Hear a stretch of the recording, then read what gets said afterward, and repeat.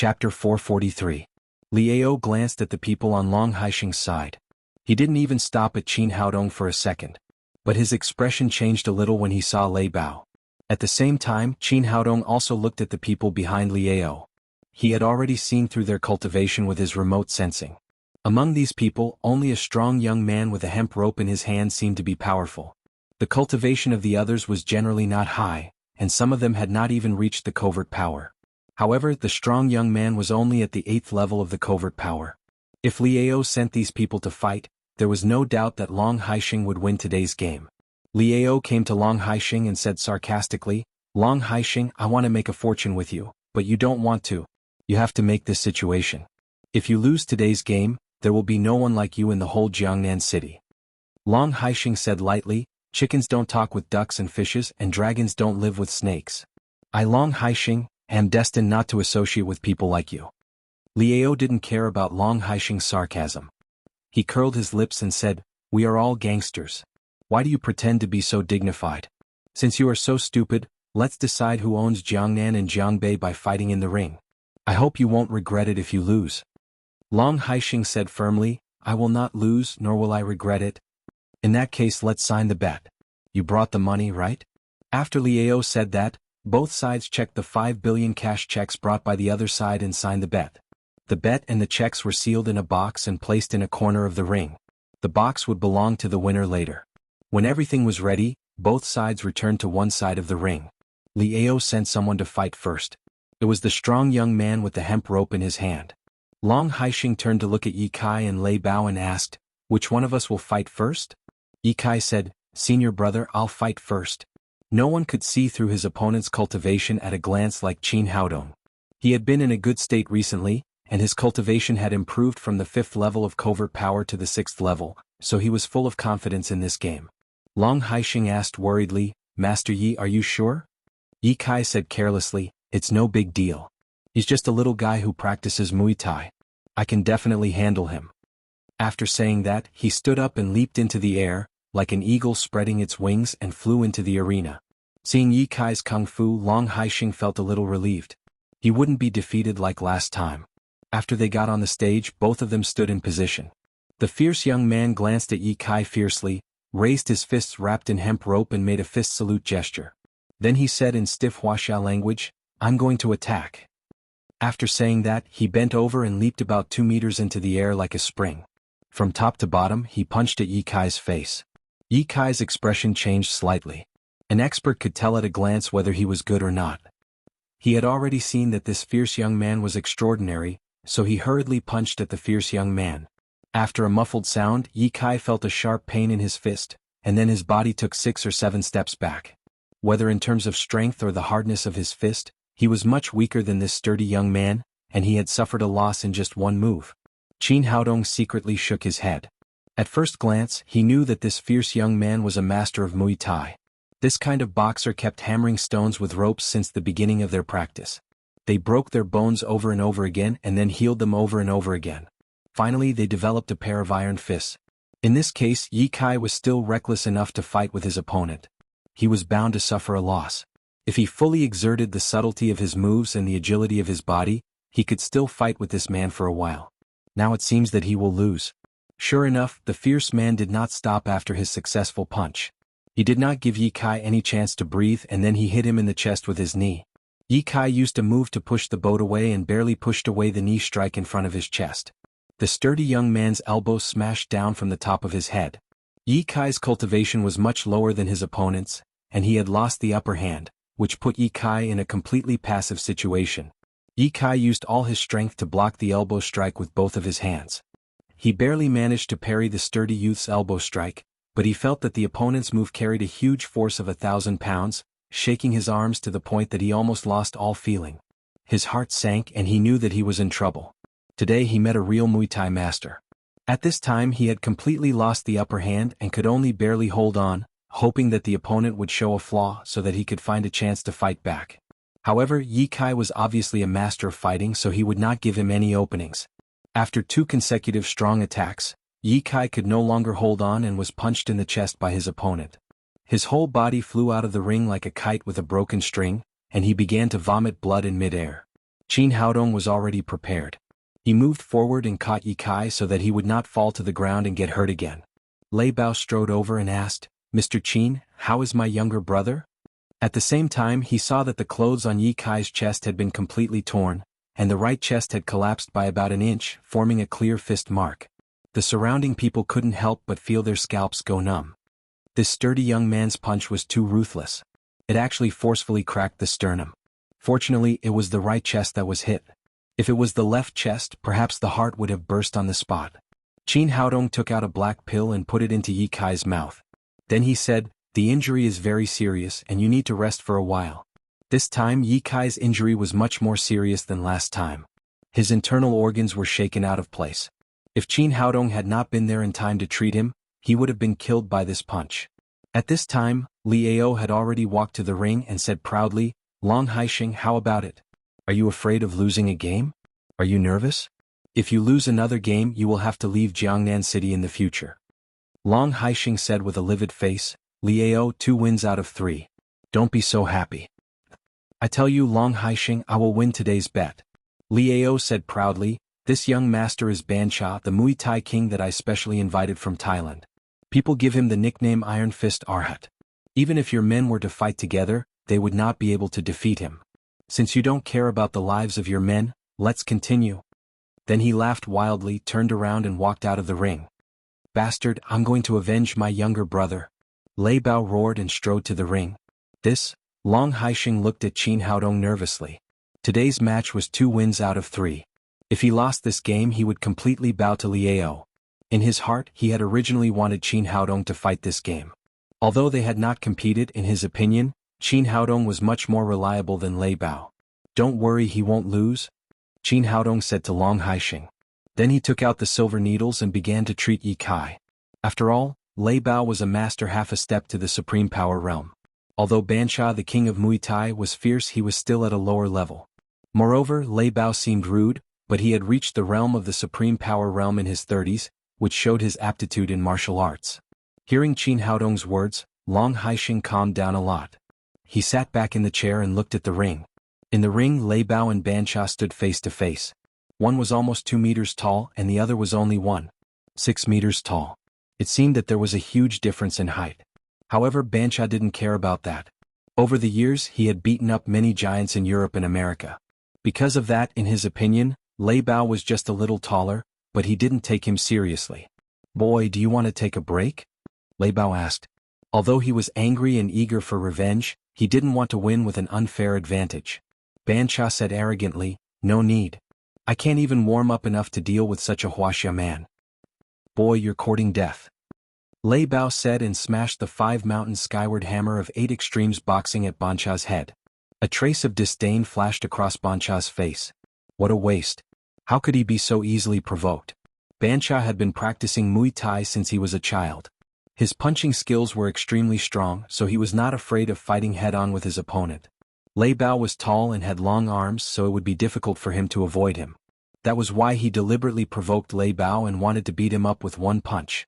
However, he didn't know that 8 extremes boxing was also about fighting head-on, which was even stronger than Muay Thai. Bancha thought his little trick had worked, so he punched at Lei Bao's fist with his right hand. His code name was Iron-Armed Arhat, and his kung fu was mainly focused on his fists. He could smash stone pillars and bend steel with one punch. Therefore, in his opinion, this punch could definitely smash Lei Bao's fist and directly destroy him. With a muffled bang, the 2 fists collided with each other. The sound of bones cracking that Bancha had expected did not come. On the contrary, a strong force hit him, making him feel like a small leaf swept by a strong wind. He flew out involuntarily and his strong body hit the guardrail next to the boxing ring with a bang, so he was not punched out of the ring. Lei Bao's tall body just shook a little, and a sneer appeared at the corner of his mouth. Just as Qin Haodong had guessed, he looked rough, but he had amazing talent in martial arts. Bancha was scheming against him and he was also scheming against Bancha. After gaining the upper hand with one move, he did not stop. His tall body did not look clumsy at all and he came to Bancha in an instant. A mountain-splitting palm of 8 extremes boxing fiercely smashed at Bancha's head from top to bottom. At this time, Bancha had already realized that he had met his opponent, who was much stronger than he had imagined. He moved his feet and dodged to the side. However, Muay Thai had always been fierce and swift, and seized the initiative through fierce attacks. Once he changed to dodge, it would be difficult for him to turn the situation around. In addition, Lei Bao's 8 Extremes boxing was extremely fierce. He was tall and had long arms, so he almost controlled half of the boxing ring. Bansha kept stepping back, unable to dodge. Knowing that he would definitely lose if this went on, Bansha gritted his teeth and used his unique skill, one of the fiercest moves in Muay Thai, double flying kick. Using the counterforce of the guardrail of the boxing ring, he flew into the air and kicked at Lei Bao's head with his left leg. This move could be fake or real.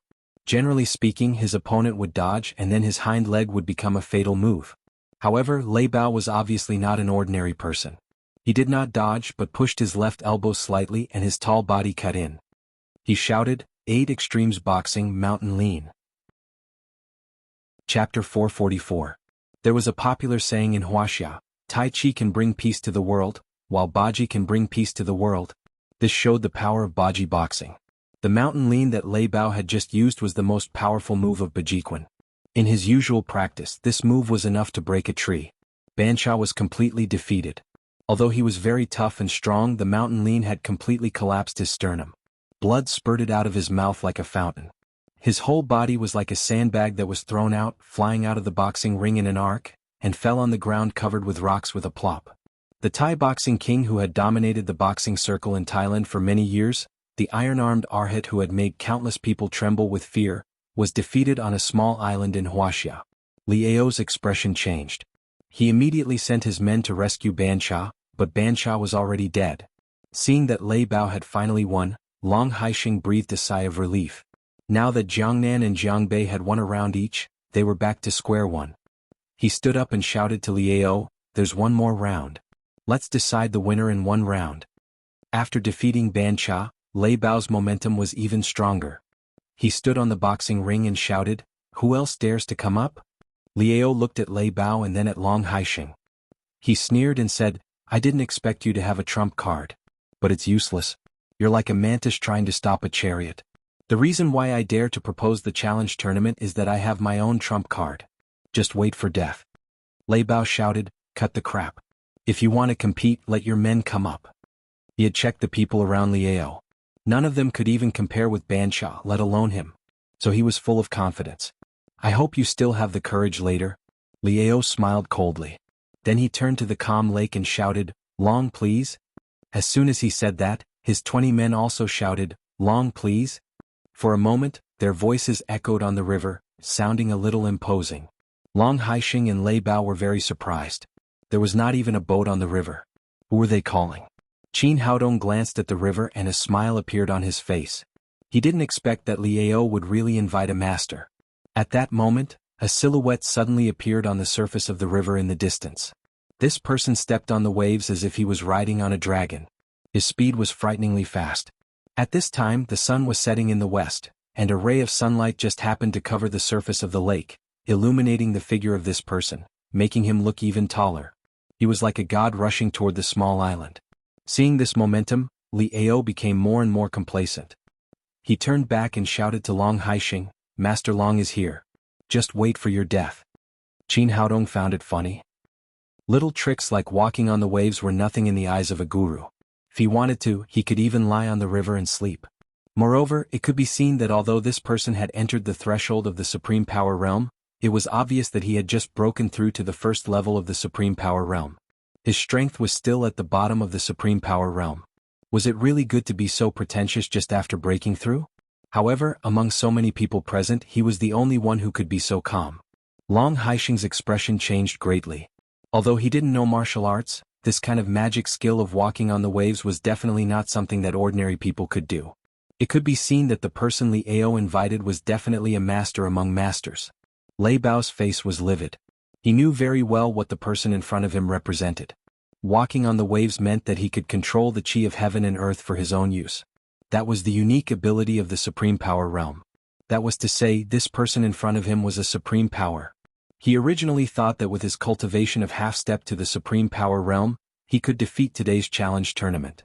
He didn't expect that the opponent had invited a real supreme power. Although there was only a little difference between half-step to the Supreme Power Realm and the Supreme Power Realm, in fact, there was a huge difference. Although he had always been arrogant, he didn't have the confidence to defeat a supreme power. What should I do? Should I admit defeat? First of all, as a warrior, it was very shameful to surrender without a fight. He couldn't let go of his pride. In addition, he was very clear about the importance of this battle. Once he admitted defeat, it meant that Long Haixing had lost the entire underground world of Jiangnan City and a huge bet of 5 billion yuan. No, even if he died, he had to fight to the death. He couldn't be scared to death by others. Thinking of this, Lei Bao was ready to fight to the death. Suddenly, a voice rang in his ear. You are no match for him? Lei Bao looked back and found it was Qin Haodong who spoke. I don't care about life and death. Even if the opponent is a supreme power, so what? I'd rather be killed than scared to death. Good job. Although Lei Bao had offended him, Qin Haodong still had a good impression of this straightforward big man. Especially now, he knew that he was no match for Long Haixing, but he still wanted to fight to the death for Long Haixing. It could be seen that this person had both the dignity of a warrior and the spirit of brotherhood. It was really rare. Originally, he wanted to help Long Haixing win the battle himself. But he felt that it was really a bit of a bully to fight a guy who had just crossed the threshold of the supreme power realm with his cultivation. So he changed his mind and decided to help Lei Bao and let him fight. Do you want to win? Qin Haodong asked. Nonsense, of course I want to win. Come with me if you want to win. Then Qin Haodong took Lei Bao's arm and walked off the stage. Lei Bao didn't know what he was going to do. He wanted to shake off his arm, but he was surprised to find that even if he tried his best, he couldn't shake off Qin Haodong's hand. Qin Haodong's power was like a vast sea, while his genuine qi was like a drop of water, unable to set off any waves at all. A master. A supreme power master. Only then did Lei Bao realize how terrible the young man in front of him was. His cultivation was nothing in front of Qin Haodong. It was ridiculous that he had challenged Qin Haodong just now. Qin Haodong ignored Lei Bao's thoughts. He directly took him off the stage and said, sit cross-legged. After knowing that this was a supreme power master, Lei Bao immediately became extremely respectful. Hearing Qin Haodong's order, he directly sat cross-legged in front of Qin Haodong without any doubt. Calm your heart and guard your dantian. I'll help you break through the supreme power realm now. After saying that, Qin Haodong took out the needle bag and pierced a needle into the Baihui acupoint on the top of his head. In terms of aptitude, Lei Bao was much stronger than the old man Gu Chuanqiu. Otherwise, he wouldn't have reached the half-step supreme power realm at such a young age. In terms of realm, Lei Bao was also much stronger than Gu Chuanqiu. He was only a little bit away from the bottleneck of the supreme power realm. With a little help from Qin Haodong, he could break through. That was why Qin Haodong chose this time to help Lei Bao break through the supreme power realm. Hearing that Qin Haodong was going to help him break through, Lei Bao's heart suddenly twitched, and then he became excited. He had been stuck in the bottleneck of the half-step supreme power realm for almost 5 years. Although he felt that he was only a little bit away from that step, he still couldn't cross it. Becoming a supreme power was every warrior's dream. Could this young man really help him break through? Just as he was thinking about it, a thunderous voice rang in his ears. Are you going to be possessed by the devil? Only then did Lei Bao realize that he was on the verge of danger. At this moment he had to be calm or he might be possessed by the devil at any time. He quickly gathered his mind and calmed himself down, so that he could enter the realm of no distractions. At the same time, the supreme power who came on the waves had already jumped onto the island. He didn't look too old, only in his 30s. Li Ao greeted him with a flattering face. He bowed again and said, Welcome, Master Long. The man just nodded slightly, put his hands behind his back, and walked onto the ring step by step. Li Ao followed him step by step. At this time, his face was full of pride. In his opinion, he would definitely win today's bet. In the future, he would be the leader of the 2 underground worlds in Jiangnan and Jiangbei. Some people were happy while others were sad. Long Haixing's heart was in his throat. Was he still a human being who could stroll on the river as if it was his back garden? He turned his head to look at Qin Haodong and Lei Bao, only to see Lei Bao sitting on the ground. Qin Haodong was giving him acupuncture. He didn't know what they were doing at this time. The man walked onto the ring. Li Ao shouted beside him, Long Haixing, do you know who this is? This is Master Long, one of the 5 generals of the overseas Qing gang. Long Haixing's face was sullen and he didn't speak. No wonder Li Ao dared to ask him to fight in the ring. It turned out that the Qing gang was completely behind him. A few days ago you killed Master Long's brother, Li Hu. Today Master Long is here to seek revenge. Now wash your necks and wait for death. Li Ao became more and more proud. If it weren't for the dignity of the man in front of him, he would have laughed. The young man in front of him was Li Hu's brother, Li Long, one of the 5 generals of the Qin gang. A few days ago he was in seclusion to break through the bottleneck of the supreme power realm. Before he had time to be happy, he received the news that his brother had been killed in Wuxia, so he immediately came from overseas. He swore that no matter who killed his brother, he would cut him into pieces. When Liao finished, Li Long looked down at the audience and said in a cold voice, "Who killed my brother, Li Hu? Come out now." "It's me." Qin Haodong pierced the last silver needle into Lei Bao's back, raised his head and said, "Your brother was courting death, so I helped him." Seeing that Qin Haodong admitted that he was the murderer of his brother, Li Long said with killing intent, "Who are you? Do you dare to fight with me in the ring? You're not qualified to fight with me." Qin Haodong pointed to Lei Bao in front of him and said, "Your opponent is him. If you can win in the ring, it won't be too late to seek revenge on me." Li Long looked at Qin Haodong with an uncertain expression on his face. Although he was eager to avenge his brother, he was not a reckless man. There was no sign of genuine qi fluctuation in the young man in front of him, so he couldn't see the depth of his cultivation. Generally speaking, there were only 2 possibilities in this situation. One was that he was an ordinary person without genuine qi at all, and the other was that his cultivation was much higher than his and had reached the realm of returning to nature. Since Qin Haodong had killed Li Hu, he couldn't be an ordinary person. But if it was the latter, it was really terrible. Thinking of this, he suppressed the urge to take revenge immediately. He planned to find out the details of Qin Haodong first. He turned his eyes to Lei Bao, who had been pierced by dozens of silver needles. Liao cried, "Long Haixing, Master Long is here. Are you going to fight or not? If you're afraid, just give up." Qin Haodong said, "Don't worry, just wait for 10 minutes. Lei Bao will fight with you in 10 minutes. Li Long looked at Lei Bao and seemed to think of something. He asked in surprise, "Are you helping him break through?" Chapter 445. Qin Haodong said, "Yes, his cultivation has reached the bottleneck of the supreme power realm. If he doesn't break through, he won't be your opponent at all, so I helped him." "You helped him break through the bottleneck of the supreme power realm?" Li Long suddenly laughed as if he had heard the funniest joke. How was it possible to help a master at the half-step supreme power realm break through the bottleneck of the supreme power realm? This kind of mysterious ability might only exist in legends. Even his master couldn't do it. Otherwise, he wouldn't have been stuck in the bottleneck of the supreme power realm for 4 years. Qin Haodong didn't care about Li Long's ridicule. It was normal that he didn't believe it. Looking at the whole earth, perhaps only he, the reborn Emperor Greenwood, could do this. After laughing enough, Li Long said, "Well, I'll wait for you for 10 minutes. Let's see what you have to say after 10 minutes.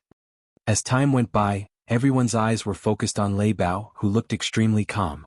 Except that his body was full of silver needles, there was no other change. Liao looked at his watch and said, "Long Haixing, if you can't do it, you can't do it. 10 minutes will be up soon. Let's see what you have to say." As soon as he finished speaking, the silver needles in Lei Bao's body jumped up one after another. The surrounding qi of heaven and earth quickly gathered towards him and flowed into his body like rivers flowing into the sea. Then his entire aura rose like a rocket. The supreme power realm. In just 10 minutes, Lei Bao had a miraculous breakthrough. With this majestic aura, Lei Bao stood up. His entire body seemed to have grown a lot taller, as if he was a god of thunder that could support the heaven and earth. He knelt down in front of Qin Haodong and said, "Master, please accept my bow."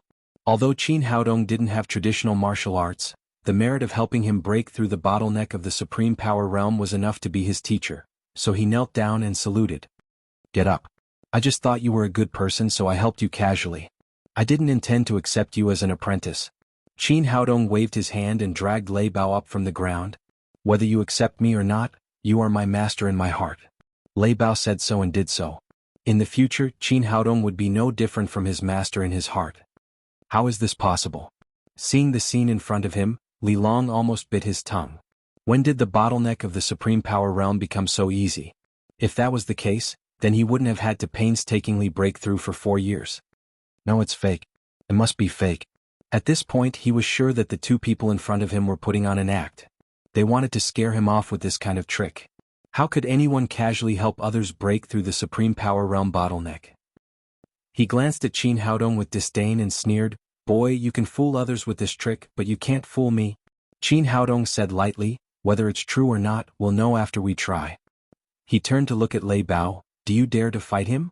At this moment, although Lei Bao had already restrained his aura, he was still very domineering as he said, "Don't worry, teacher, I will definitely break this guy's bones."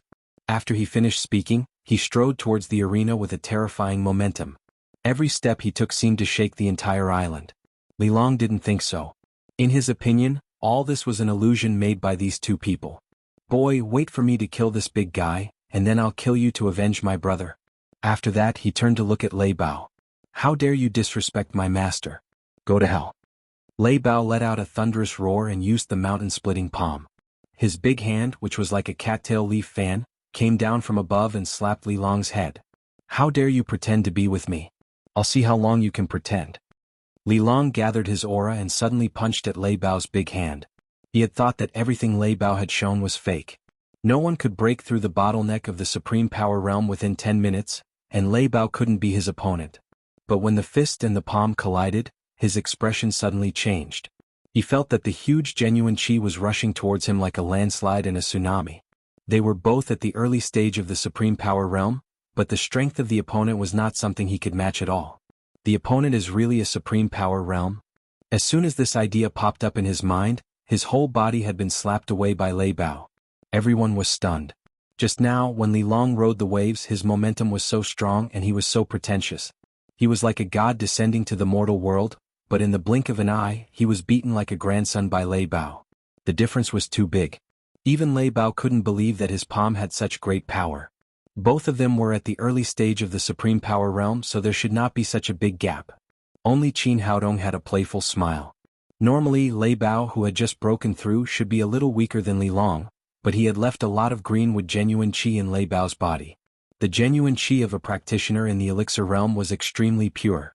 Although it could not be kept in Lei Bao's body for a long time, it was enough to give him an absolute advantage in a short time. After all, Li Long was also a master at the Supreme Power Realm. Although he was defeated, he did not panic. He tiptoed on the guardrail of the boxing ring and stabilized his body again. While running his genuine qi to soothe his numb arms and red and swollen fists, he was shocked in his heart. He had thought that after he broke through to the Supreme Power Realm, he would be able to sweep the whole country when he returned to Wuxia. At least, he would have no opponent among the younger generation. Now it seemed that this idea was too naive. This big man's cultivation was one level higher than his, and Qin Haodong was even more unfathomable. It seemed that if he wanted to avenge his brother Li Hu, he could only ask his master for help. While he was thinking, Lei Bao did not stop. He swayed his giant body and rushed toward him. Since Li Long wanted to take revenge on Qin Haodong, he was his enemy. His attitude toward his enemies had always been simple and rough. He would kill them directly. So he launched an attack on Li Long again without mercy. Naturally, Li Long was unwilling to admit defeat. After letting out a roar, the blue veins on his whole body bulged. His skin instantly became as black as iron, and his whole body seemed to swell. In a hurry, he used the secret method of his sect and instantly improved his cultivation. Although this secret method would have certain sequelae, he couldn't care so much at this time. Qin Haodong's expression changed slightly. This guy really had a trump card that he hadn't taken out yet. Fortunately, he had left green with genuine qi in Lei Bao's body before, otherwise Lei Bao would be no match for him. Go to hell. After improving his cultivation, Li Long punched at Lei Bao. His punch seemed to be very powerful, as if it could move mountains and fill the sea. His momentum was amazing. Good timing. 8 Extremes boxing was about fighting head-on. Naturally, Lei Bao would not dodge. After a roar, his huge fist fiercely hit Li Long's fist. When the two fists collided, there was a cracking sound. Although Li Long used the secret method of his sect, the result was even more tragic than before. His whole body flew out like a scarecrow and his arm was bent very strangely. It was broken by Lei Bao's punch. However, Lei Bao didn't mean to stop at all. He took 2 steps forward in succession, and at the moment when Li Long's body landed, his huge foot stepped down hard. Li Long let out a howl of grief and indignation. His uninjured left hand supported his chest, trying to block Lei Bao's foot. However, a small arm was no match for a large leg. This saying wasn't just for show. His palm was too weak in front of Lei Bao's large foot. It only managed to block for less than a second before it was broken into 2 with a crack. Soon after, Lei Bao's foot landed on his chest, and with a series of bone-breaking sounds, his sternum caved in, and his entire body stepped into the ring. Li Long spat out mouthfuls of blood, together with the shattered pieces of internal organs. It seemed that he would not survive. He was one of the 5 generals of the Qin gang. Just now, he came here on the waves in a very coquettish manner. He had wanted to take revenge on Qin Haodong. Unexpectedly, he was trampled to death in the blink of an eye. Life changed so fast. In fact, he was not even qualified for Qin Haodong to fight. Just 10 minutes of advice to Lei Bao defeated him and finally lost his life. The whole audience was silent. Liao was completely dumbfounded. Originally, Li Long was like a celestial in his eyes, but he was trampled to death just a few minutes after he appeared. He never dreamed that he could lose the challenge tournament. After a short silence, Long Haixing's side suddenly cheered. 2 out of 3 they had already won the challenge tournament. He took 2 steps forward and said to Liao, "What else do you want to say?" You. Liao's expression changed a few times. He suddenly took a pistol from his waist and raised his hand to shoot at Long Haixing. But as soon as he raised the gun before he could pull the trigger, there was a bloody hole between his eyebrows. It was Qin Haodong who shot him. He knew that a heartless person like Liao would not admit defeat. On the contrary, he would bite back, so he had been paying attention to Liao's movements. When Liao pulled out the gun, he directly killed him with a small stone.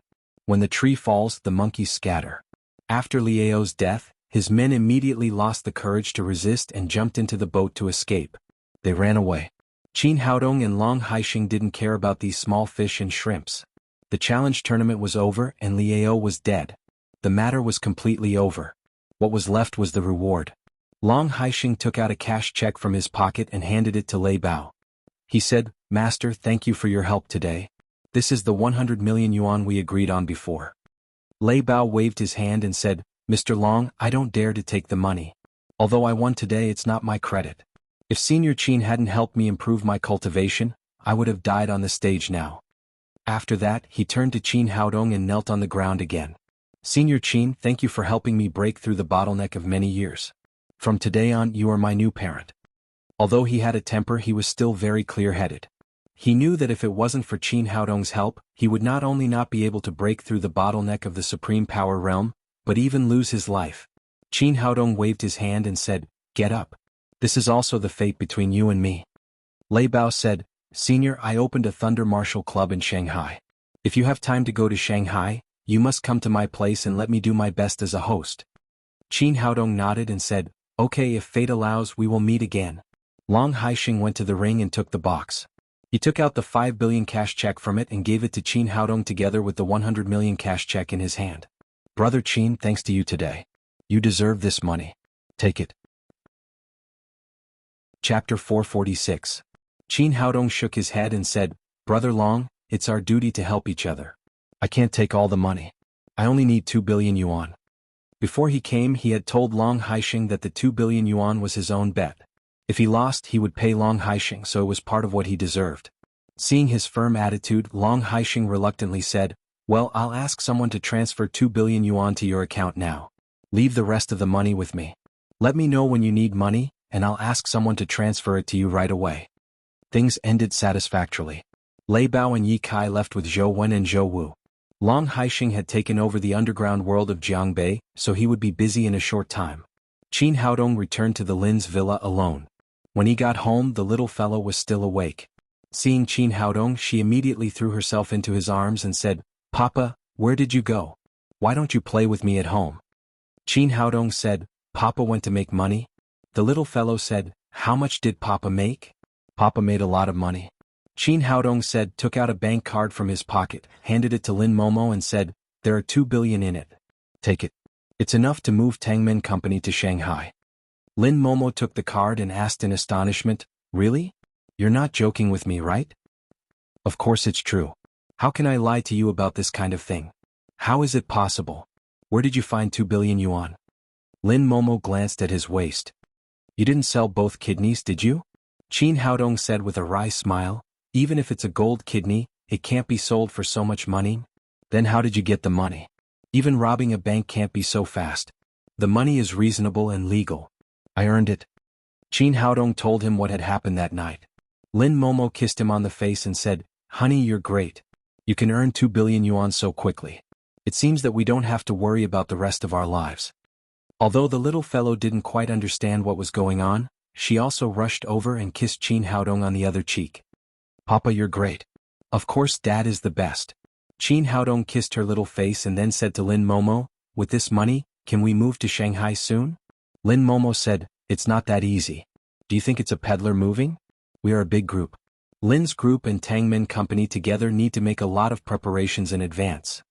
Qin Haodong said, will we completely move to Shanghai then? Lin Momo said, of course he won't be back in a short time. What about Tang Tang? Lin Momo said, of course she'll come with us. We'll find a new kindergarten over there. Our family of 3 can't be separated. The little fellow cried happily, great, I'm going to the new kindergarten. I'm going to meet new kids. The next day, Qin Haodong came to Daddy's security company. He originally wanted to go to Su Haichuan's studio to have a look, but the old man locked the door and no one was allowed to enter, including Qin Haodong. He said that he could only see it after the sculpture was completely finished. He turned around and went to Nailin Wushuang's office. He saw that she was chatting with Qi Wan intimately. What are you talking about? Why are you so happy? Qin Haodong said as he walked in. Qi Wan said, I'm talking about you. Nailin Wushuang said with a smile, speak of the devil. I just mentioned you and you're here. Qin Haodong said with a smile, why did you mention me? Is there anything good? Nailin Wushuang looked at him and said, our security company has a big deal. Do you want to do it? Qin Haodong said, of course. Wouldn't I be a fool if I didn't make money? Nailin Wushuang smiled slyly and said, since you've agreed, then it's settled. As the company's super bodyguard, I'll send you to perform a task. What? Send me to perform a task? Qin Haodong felt that he had fallen into a trap. He quickly said, didn't you say that the company has a big deal? What does it have to do with me? Nailin Wushuang said, what's wrong? Aren't you a member of the company? When we divided the levels of the company's bodyguards, you were a super bodyguard. Now there's a business. Are you going to refuse? Qi Wan followed and said, yes, you just said that I would be a fool if I didn't make money. Qin Haodong remembered that he was also one of the company's bodyguards. At that time the price was set at 1 million yuan a day. He said, what the hell is going on? Can you explain it to me? Nailin Wushuang said, here's the thing. The Li Group of Hong Kong wants to hire you to be the bodyguard of Miss Li Meiyu, the only heir of the family. It's not determined how long you'll be hired. But they paid a deposit of 100 million yuan. It's estimated that it will be a long time. That's why it's a big deal. Qin Haodong was a little confused. 1 million yuan a day and they paid a deposit of 100 million yuan. This Li Group is really rich. Qi Wan said, don't you even know about the Li Group? It's one of the top 10 consortiums in Hong Kong. In order to protect the only heir of the family, it's normal to spend 1 billion yuan, let alone 100 million yuan. Qin Haodong said with some embarrassment, but I'm a doctor after all. I can't be a bodyguard for a long time. Can't you let Zhang Tiniu and Chen Fugue go? Ma Wenjue can also do it. Nailin Wushuang said, do you think the Li Group's money is spent in vain? There are conditions for finding a bodyguard. Li Meiyu is very opposed to the family hiring bodyguards for her, so the bodyguard must hide his identity. Li Meiyu is going to the medical college in Shanghai soon, so you have to protect her as a student. From this point of view, Zhang Tiniu and Chen Fugue are not qualified. Only you can do it in our daddy security company. Qin Haodong said, Ma Wenjue can also do it. Although he is not as handsome as me, he can disguise as a college student. Nailin Wushuang said, Li Meiyu is going to the medical college in Shanghai. Ma Wenjue has neither culture nor knowledge of traditional Chinese medicine. He has never passed from primary school to middle school. Even the love letters for girls are written by you. If you let him go to college, won't he be exposed in a few days? Qin Haodong really had nothing to say for a moment. The employees of the daddy security company were all iron warriors. It was definitely not feasible to let them go to college. It seemed that only he was suitable. Qi Wan said, you have to agree to this matter whether you agree or not. Don't be hesitant anymore. Qin Haodong said grumpily, what? Did I sell it to them? Nailin Wushuang said, no, but I have signed a contract with them and received a deposit of 100 million yuan. If I breach the contract, I have to pay 100 times the compensation. If you can take out 10 billion yuan, you don't have to go. Qin Haodong almost vomited blood. Now he could only say, I'll go. That's right. Nailin Wushuang said again, now I'll introduce you to the person under protection. Li Meiyu, 20 years old, white skin, beautiful face, chest size. Qin Haodong was speechless. I'm going to be a bodyguard, not to find a wife. Why do you tell me about her chest size?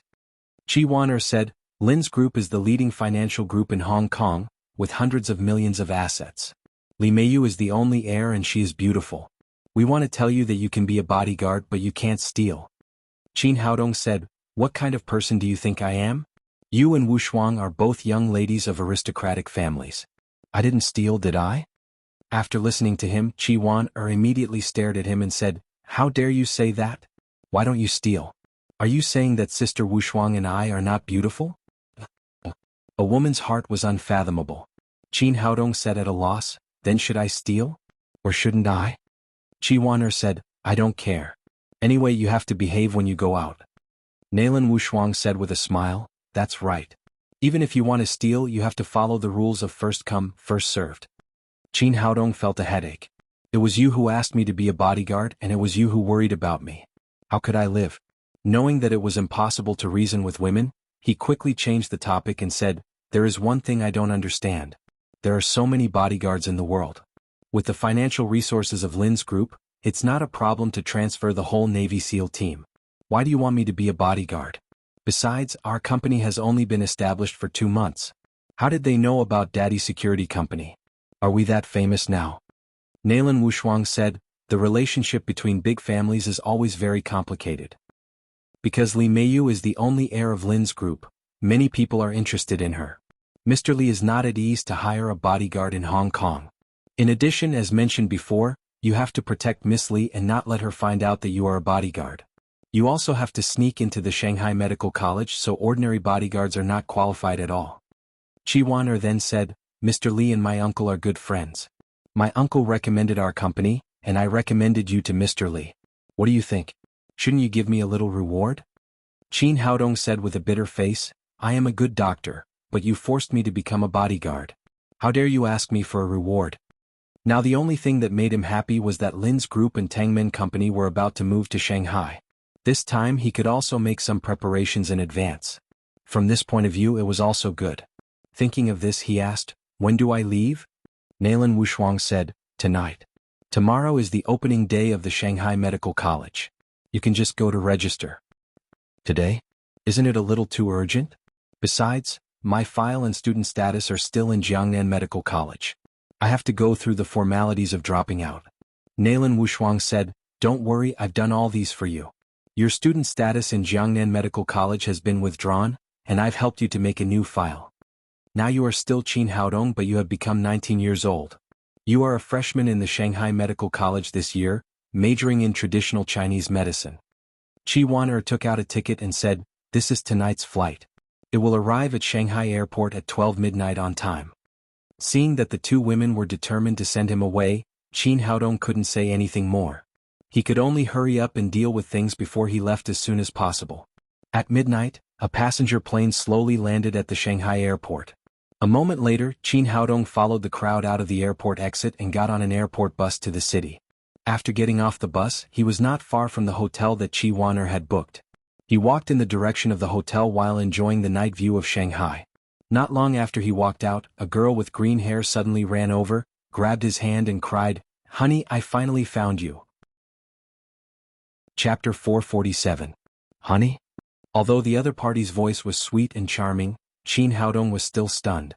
It was the first time he had set his feet on the land of Shanghai. When did he have such a wife? He looked at the girl in front of him. At first glance, he could tell that she was a delinquent girl. She wore big metal earrings, her hair was fluffy like a chicken's nest, and she was wearing a tight vest and a miniskirt. Moreover, the inside of the vest was empty. The two towering peaks were not bound, but they could still maintain a full arc. Two slender legs were straight, exuding a charming halo under the light of the street lamps. It seemed that the girl was less than 20 years old. Qin Haodong said, Little girl, did you recognize the wrong person? The delinquent girl seemed to run over. She gasped and said, Honey, you're joking again. Didn't we just roll in the sheets? While he was talking, suddenly a burst of messy footsteps came from behind. More than a dozen gangsters, holding steel pipes and knives in their hands, ran quickly towards them. The bald man who was the leader was aggressive. His forehead was full of blood. It seemed that he had just been hit. Boss, this little girl is here. With a shout, more than a dozen gangsters surrounded Qin Haodong and the delinquent girl in the middle. The delinquent girl hugged Qin Haodong's arm and pressed her full chest tightly against it. She looked back at the gangsters and said, "Don't mess around. I'm telling you, my husband is here." The bald man covered his head and said angrily, "Bitch, you dare to crack open my bald brother's head. Not to mention your husband, even old Lord Taishang won't be able to do anything to you." Seeing the scene in front of him, Qin Haodong had already understood that the delinquent girl was obviously using him as a gun. No wonder she called him husband as soon as they met. The delinquent girl said nervously, "Get out of here. My husband is a third Dan Taekwondo black belt or he will beat you up." The bald man gritted his teeth and said, "I don't care if you have a black belt or a white belt. I'm going to F***ck you today." He waved his hand and shouted to the gangsters behind him, "Go." "Wait a minute." Qin Haodong pushed the girl away and said to the bald man, "I don't know what's going on with you, but I'm not her husband and I don't know her." Although he didn't put these hooligans in his eyes at all, he didn't want to be used as a gun by this delinquent girl. Hearing his words, the delinquent girl hurriedly cried, "Honey, how can you do this? You can't leave them alone. These people will make you a cuckold. Coward. Softic. At such a critical moment, you don't even dare to care about your own woman." The bald man had already determined that Qin Haodong was the girl's boyfriend, but he was frightened by them. He shouted, "Brothers, take this guy back with us. We'll let him see how his woman has fun with us later." "Yes, boss." These gangsters didn't take Qin Haodong, who looked like a student, seriously. They swarmed up and seemed to want to tie him up and take him back. Qin Haodong frowned and said, "I'll say it again. I don't know you and I don't know her. I don't care what you do, but don't make trouble for me." The delinquent girl hid behind him and cried, "Honey, don't be polite to them. Teach them a good lesson. How dare you pretend when you're about to die? F***ck." The bald man shouted to his subordinates, "Beat him. Scratch his face first. I hate gigolos the most." After listening to him, a yellow-haired gangster immediately took a dagger and slashed at Qin Haodong's face. Qin Haodong's face was cold. He didn't want to get involved in this, but these gangsters didn't know what was good for them. The yellow-haired gangster had the attitude of a cat playing with a mouse. He looked proud and playful. But when the dagger was just in front of Qin Haodong, he suddenly felt that his hand was light, and then there was a sharp pain in his shoulder. The knife was stuck in his shoulder. Before he could scream, his whole body had been kicked by Qin Haodong and fell into the bushes on the side of the road in a beautiful arc. The other gangsters rushed over when they saw that their companion was injured. But they were no match for a Wu Dao grandmaster. In the blink of an eye, they were all put down to the ground and screamed. The delinquent girl was already dumbfounded on the spot. She was originally anxious because she was being chased. She wanted to find a man to boost her courage and scare away the gangsters behind her. She didn't expect to find such a fierce man by accident. Could it be that he was really a Taekwondo third Dan black belt? Qin Haodong stepped in front of the bald man and slapped him in the face. "Why don't you practice all kinds of martial arts? Why do you have to practice being AB*TCH? I said she has nothing to do with me, but you still want to be slapped. Tell me, are you AB*TCH? The bald man also realized that he had met a tough guy. He quickly lowered his head and said, "I'm sorry, brother. I was blind. You are a generous man. Please let me go this time. Get out. Don't let me see you again." Qin Haodong shouted angrily, but the gangsters ran away in the blink of an eye as if they had been granted amnesty. Seeing that the trouble had finally been solved, the delinquent girl patted her bulging chest and breathed a sigh of relief. She turned around and wanted to leave quietly. But before she could take a few steps, she heard a slap, followed by a burning feeling on her butt. She turned back, glared at Qin Haodong and shouted, "What are you doing? Why did you spank me?" Qin Haodong said with a playful smile, "Didn't you say that I'm your husband? What's wrong with a spanking? And you just said that we had sex. Now I want to do it again." If the little girl had asked for help directly, he would have helped her. But she thought she was smart and used him, which made him very unhappy. The delinquent girl took 2 steps back and cried, "What are you doing? I don't know you. I'll call the police if you do this again." Qin Haodong said, "Now you want to call the police? What did you do just now?" The delinquent girl didn't feel any malice from him, so she felt much more at ease. She pouted and said, "Why are you so stingy as a man? I just asked you to help me beat a few gangsters. It's not a big deal. It's not a big deal. I've practiced or I would have been crippled by these gangsters." The more Qin Haodong thought about it, the angrier he became. He raised his hand and slapped the delinquent girl's butt again. This time it was even louder than the last slap. He took back his hand and said with a playful smile, "It feels good. You spanked me again. The delinquent girl was so angry that her face was red. She had never been touched by anyone else in her life, but she was spanked twice by this guy tonight. But she couldn't do anything about it. She had sneaked out. This is a lesson for you.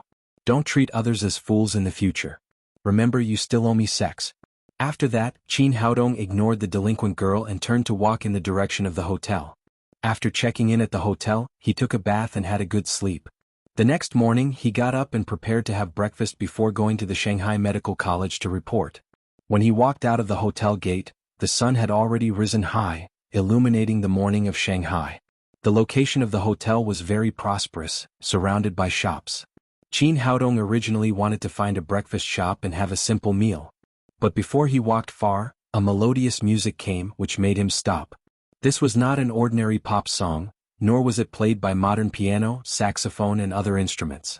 It was an ancient song from the zither, the most famous high mountains and flowing water in Wuxia. The sound of the zither was melodious. Qin Haodong slowly closed his eyes, and his whole body seemed to be in the green mountains and clear waters. Could bring people an immersive feeling. It had to be said that the player of this song had great attainments in music, which was far from what those pianists and musicians could compare with. Qin Haodong walked slowly in the direction of the sound and soon arrived in front of a tea house not far away. This tea house was completely decorated in the form of an ancient building. It looked very simple and unadorned. There was a huge plaque on it with 4 big words written on it, Hemming Tea House. Next to the tea house stood a quaint stone tablet with the words Century-Old Tea House written on it. Below it was a large paragraph of text annotation, which recorded that this tea house had been built in the Qing dynasty for more than 100 years. The high mountains and flowing water just now had finished, and a new piece of ancient zither music floated out of the tea house. The sound of the zither was like gurgling water, which could wash away the dirt on people's hearts. What kind of person could play such beautiful music? With curiosity, Qin Haodong stepped into the Hemming tea house. Although it was still early and there was still some time before breakfast according to the habits of the people in Shanghai, it was already overcrowded. All the seats in the tea house were already full. Qin Haodong looked at the center of the tea house and saw a girl in ancient clothes sitting there playing a 7-string zither. The music was flowing from her fingers. When he first saw the girl, he was slightly stunned. It was not because she was beautiful. He had seen many beautiful women. The few women around him were not inferior to the person in front of him in terms of appearance. What amazed him was the girl's temperament. She was light and elegant, and her whole body was filled with a kind of classical beauty from the depths of her soul. Generally speaking, modern people would always feel a little artificial when they wore ancient clothes, but this girl was completely different. It was as if the clothes were tailor-made for her. She was like a saint who came out of the cultivation world. Because of this, Qin Haodong couldn't help but carefully look at the girl in front of him. Suddenly his heart turned into a storm. At first glance, this girl looked like an ordinary person, but there was an extremely powerful force hidden in her body. If he didn't have the spirit, he wouldn't have been able to detect it. This kind of power seemed to be a girl's cultivation, but it had been sealed by a special method. She looked no different from an ordinary person. How deep was her cultivation that it could give him such a powerful feeling after being sealed? Qin Haodong's heart was full of curiosity, but he could only detect so much. Under the seal, he couldn't see what realm the girl's cultivation had reached. He looked at the 7-string zither in the girl's hand and was surprised to find that the zither was neither gold nor wood. It was surrounded by spiritual qi. It turned out to be a spiritual weapon. After this reincarnation, it was the first time he had seen a spiritual weapon except for the yin-yang mirror that he had accidentally obtained. It could be seen that this girl was definitely a martial artist. But since she was a martial artist, why did she seal her cultivation? Did she seal it? Or was it sealed by someone else? Just as he was attracted by the girl, a waiter came up to him and said, "Sir, do you want to have breakfast? There's an empty seat here." Qin Haodong also knew that it was not good to stand here and stare at the girl. He followed the waiter and sat in a seat that had just been vacated. Chapter 448. After Qin Haodong sat down, he casually ordered a few kinds of breakfast. He had to say that this was indeed a century-old restaurant. The breakfast tasted really good. While tasting the delicious food, looking at the beautiful women and listening to the melodious ancient music, he had to say that it was indeed a great enjoyment to have breakfast here. No wonder so many people came one after another. Shanghai was the economic center of Wuxia. The consumption of this tea house was also very high. Most of the people who came here for breakfast were successful people with a lot of money. At this moment, a middle-aged fat man hurried in. He looked around and found that there were no empty seats. He was the only one sitting at Qin Haodong's table. He came over and said, "Brother, can I share a table with you? Don't worry, your breakfast is on my account." Seeing that the fat man was polite, Qin Haodong didn't care and said, "Please sit down." "Thank you." The fat man sat opposite Qin Haodong. After ordering a breakfast, he couldn't wait to look at the girl who was playing the zither. Seeing the fat man's appearance, Qin Haodong knew that he came here to see the beautiful woman rather than to eat breakfast. "Big brother, it seems that you often come here for breakfast, right?" The fat man was also a very talkative person. He said, "Of course, I come here every day to support Shirhan." "Shirhan? Are you talking about this girl who plays the zither?" The fat man reluctantly moved his eyes away from the girl. He looked at Qin Haodong and said in surprise, "Little brother, didn't you come here for breakfast because of Shirhan?" Qin Haodong said, "I'm from Jiangnan. I just arrived in Shanghai last night. I just came here because I heard the sound of the zither." "No wonder. I was wondering why the people who eat here don't know Shirhan." The fat man said, "Let me tell you, 99 out of 100 people who come here for breakfast are here for Miss Shirhan." Qin Haodong said with interest, "Isn't it because the morning tea here tastes good?" The fat man said, "The breakfast of the Hemming Tea House is good, but what kind of place is Shanghai? There are many places similar to this kind of tea house in the economic center of Wuxia. Why is the business here good?" "What?" Qin Haodong asked very cooperatively. This mysterious girl had aroused his interest.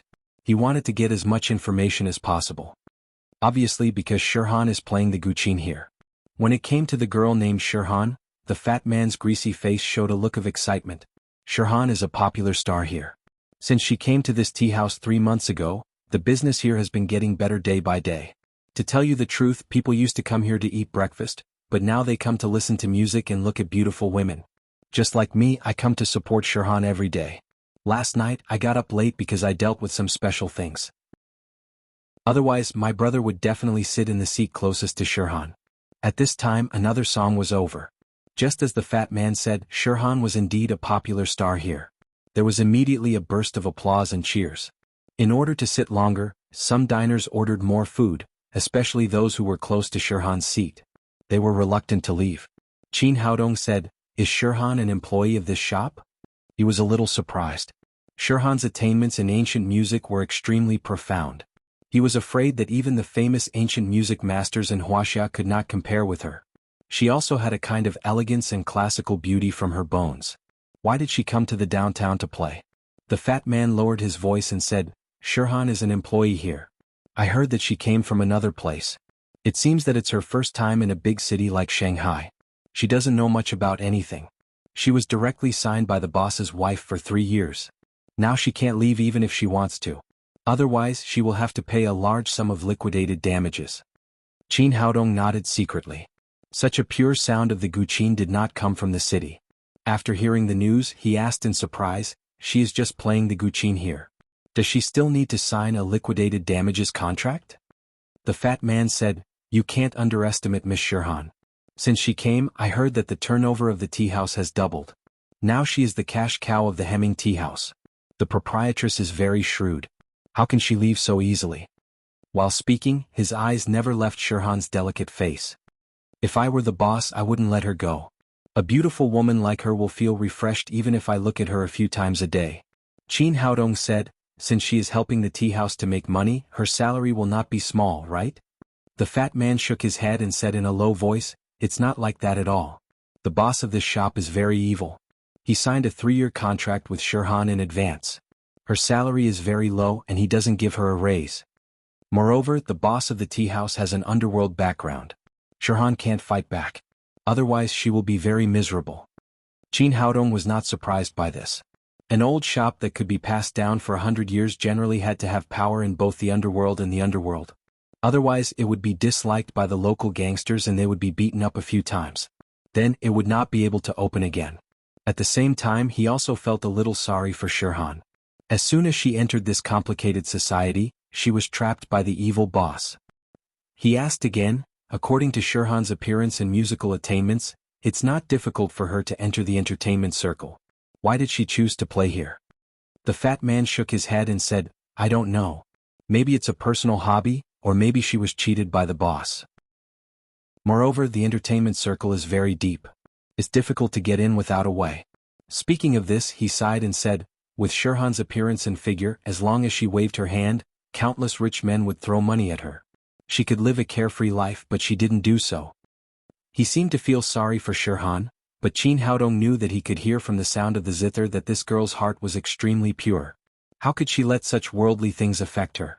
While they were talking, breakfast was almost finished, and Shirhan also finished the last song. She stood up, bowed to many diners and said, "Everyone, today's 10 songs have all been played. You are welcome to come again tomorrow." Her voice was as pleasant to the ear as her zither. After that, she picked up the zither and walked to the back hall of the tea house. "Shirhan, don't go. Come and chat with me." The one who spoke was a middle-aged man with a big beard. His face was dirty.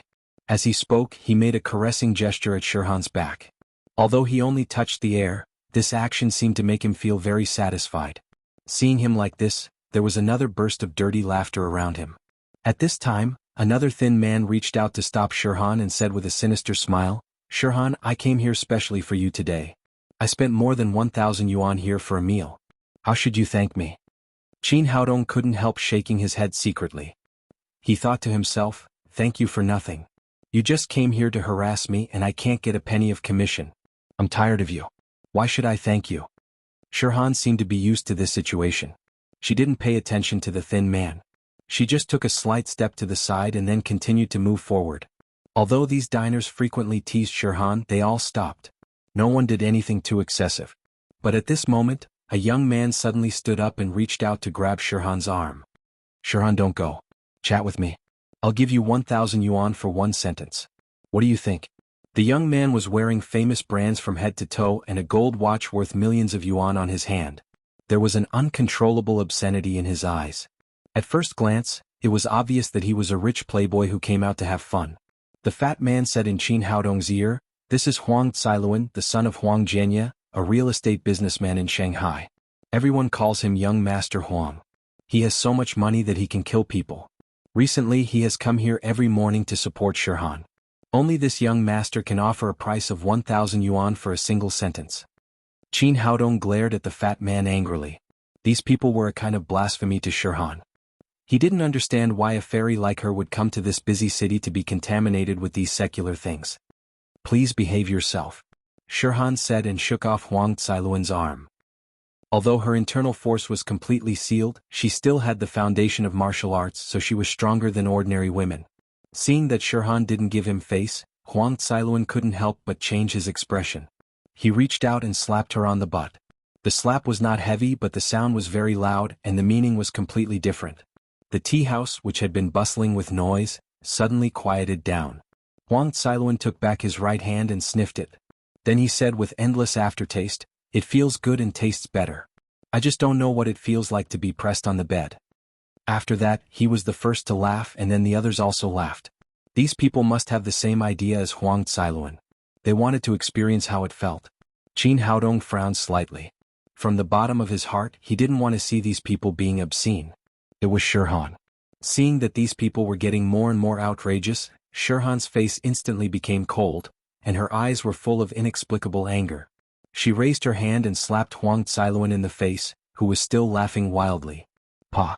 This slap was very powerful, and the crisp sound was even louder than before, echoing in the whole tea house. Huang Cailuan was laughing happily, but he never expected to be slapped in the face, which almost made his mouth crooked. Shirhan's face was still full of anger. Although she was indifferent and elegant, she had been molested by people one after another since she came to this tea house. Today the anger in her heart was finally completely ignited. After Huang Cailuan was shocked, he was instantly furious. He was used to being domineering. When had he ever encountered such a thing? Vulture's face contorted. At the same time, the laughter in the hall stopped abruptly, and everyone was shocked by Shirhan's slap. None of them expected that this girl, who was usually very elegant and indifferent, would do such a rude thing. Moreover, this was a tea house which was open to welcome guests. The customers were all gods, and this kind of behavior of beating gods had serious consequences. The most important thing was that she was not hitting anyone else, but the notorious young master Huang Cailuan. Young Master Huang was a famous rich second generation. Usually he was the one who made trouble, but today he was slapped in the face in public. How could he swallow it? Sure enough, after the furious Huang Cailuan came to his senses, he kicked over the table and scolded with a ferocious look, "Bitch! Bitch, I gave you face by slapping your ass. How dare you hit me again? You're King courting death."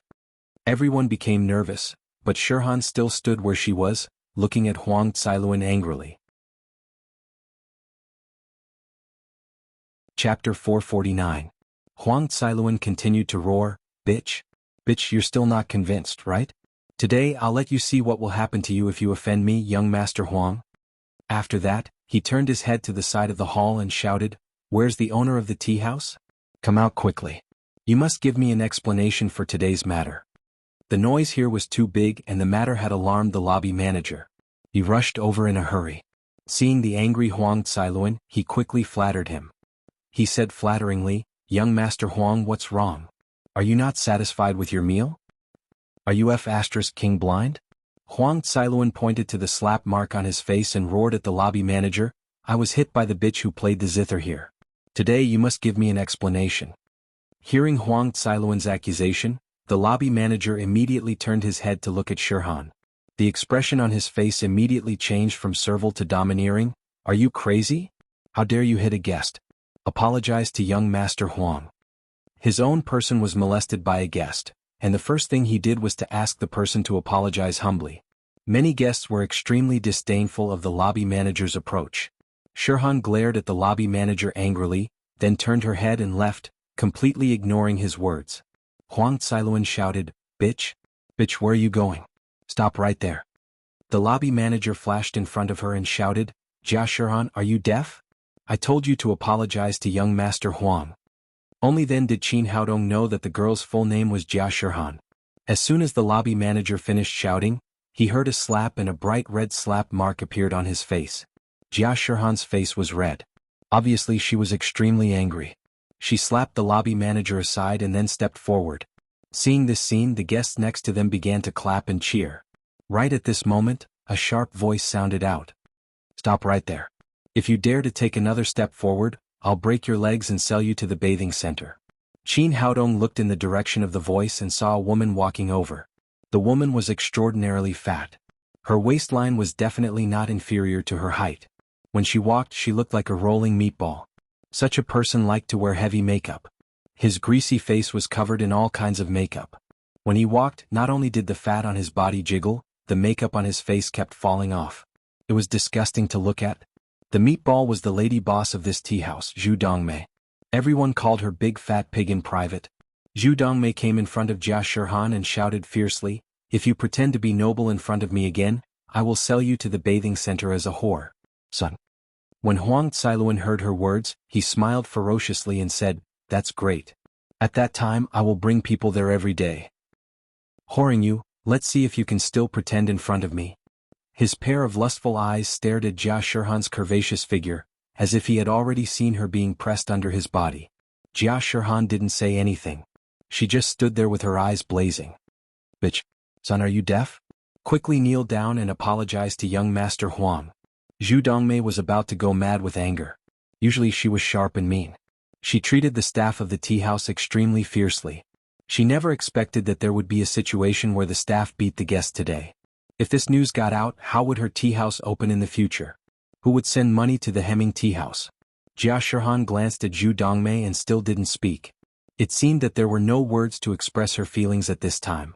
Zhu Dongmei roared again, "Jia Shirhan, let me tell you, you signed a 3-year contract. It is clearly written in our contract that you must put the image of the tea house first. You must not affect the business of the tea house. Otherwise, you will have to compensate 10 times the sum of your salary for 3 years. Do you want to violate the rules now? This is too evil.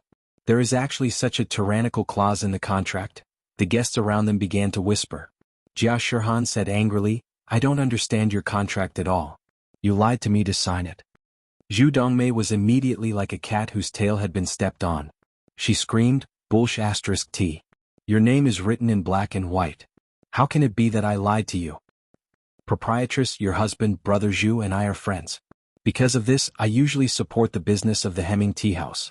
Today I was beaten by a woman here. Shouldn't you give me an explanation?" Huang Cailuan added fuel to the fire for Zhu Dongmei. Zhu Dongmei shook her fat body, stared at Jia Shirhan and shouted, hurry up and apologize to young Master Huang. Otherwise, I will make it impossible for you to survive in the entire Shanghai. What a big tone. Qin Haodong smiled disdainfully. Little brother, don't talk nonsense. This tea house has an underworld background. The fat man moved his chair to Qin Haodong's side and whispered in his ear, the owner of the tea house, Ho Qingzhu, is friends with several bosses in the underworld of Shanghai, so the proprietress is indeed not bragging. As long as she says a word, she will definitely make Shirhan have no place to stay in the whole Shanghai. An extremely complicated expression flashed in Jia Shirhan's beautiful big eyes. There were grievances, anger, unwillingness, and sadness. Seeing her expression, many of the guests present were moved. However, sympathy was sympathy. It was impossible for them to stand up and speak for Jia Shirhan. Jia Shirhan didn't expect these people to help. She said angrily to Zhu Dongmei, "Don't go too far. Bitch, the more you talk, the more excited you are, right?" Zhu Dongmei pointed at Jia Shirhan and shouted, "I'll tell you for the last time. Hurry up and apologize to young Master Huang. If you wait for my husband to come back, it will be too late for you to regret it. Do you think you're great just because you pretend to be a saint all day? Believe it or not, my husband will strip you naked and throw you on the street." Huang Cailuan shouted, "Proprietress, if that's the case, I won't pursue today's matter. I want to see how she will pretend to me when she loses her face. From today on, I have nothing to do with the Hemming tea house." After Jia Shirhan finished speaking, she held her 7-stringed zither and walked out of the tea house. "Stop right there. Did the proprietress let you go?" The lobby manager flashed in front of Jia Shirhan. However, as soon as he finished speaking, he was hit in the stomach by the zither. He screamed like a pig being slaughtered. From her movements, Qin Haodong was more certain of his inference. Jia Shirhan must have been a martial artist before, and her cultivation was very high. This 7-stringed zither was her weapon. However, now that she had lost her internal force, she couldn't even exert 1/10,000th of her previous ability. A sneer appeared at the corner of Huang Cailuan's mouth. He said to Zhu Dongmei, "Proprietress, it seems that I have to do it myself today." After saying that, he took out his mobile phone and dialed a number. As soon as the phone was hung up, several strong bodyguards immediately rushed in from outside. After those people entered the door, they shouted fiercely, "Who dares to provoke our young Master Huang? Are you tired of living?" Seeing this scene, everyone broke into a cold sweat for Jia Shirhan. No matter what, she was just a woman. It was impossible for her to be a match for these bodyguards. It seemed that today's disaster was inevitable. The fat man shook his head next to Qin Haodong and whispered, "This girl is really stubborn. Is it so difficult to apologize?" However, he also knew that the key issue was not an apology. Even if Jia Shirhan bowed her head, she would not be able to escape Huang Cailuan's clutches in the end. Looking at the few bodyguards in front of her, Jia Shirhan's eyes flashed with despair. At the same time, there was a kind of extreme unwillingness.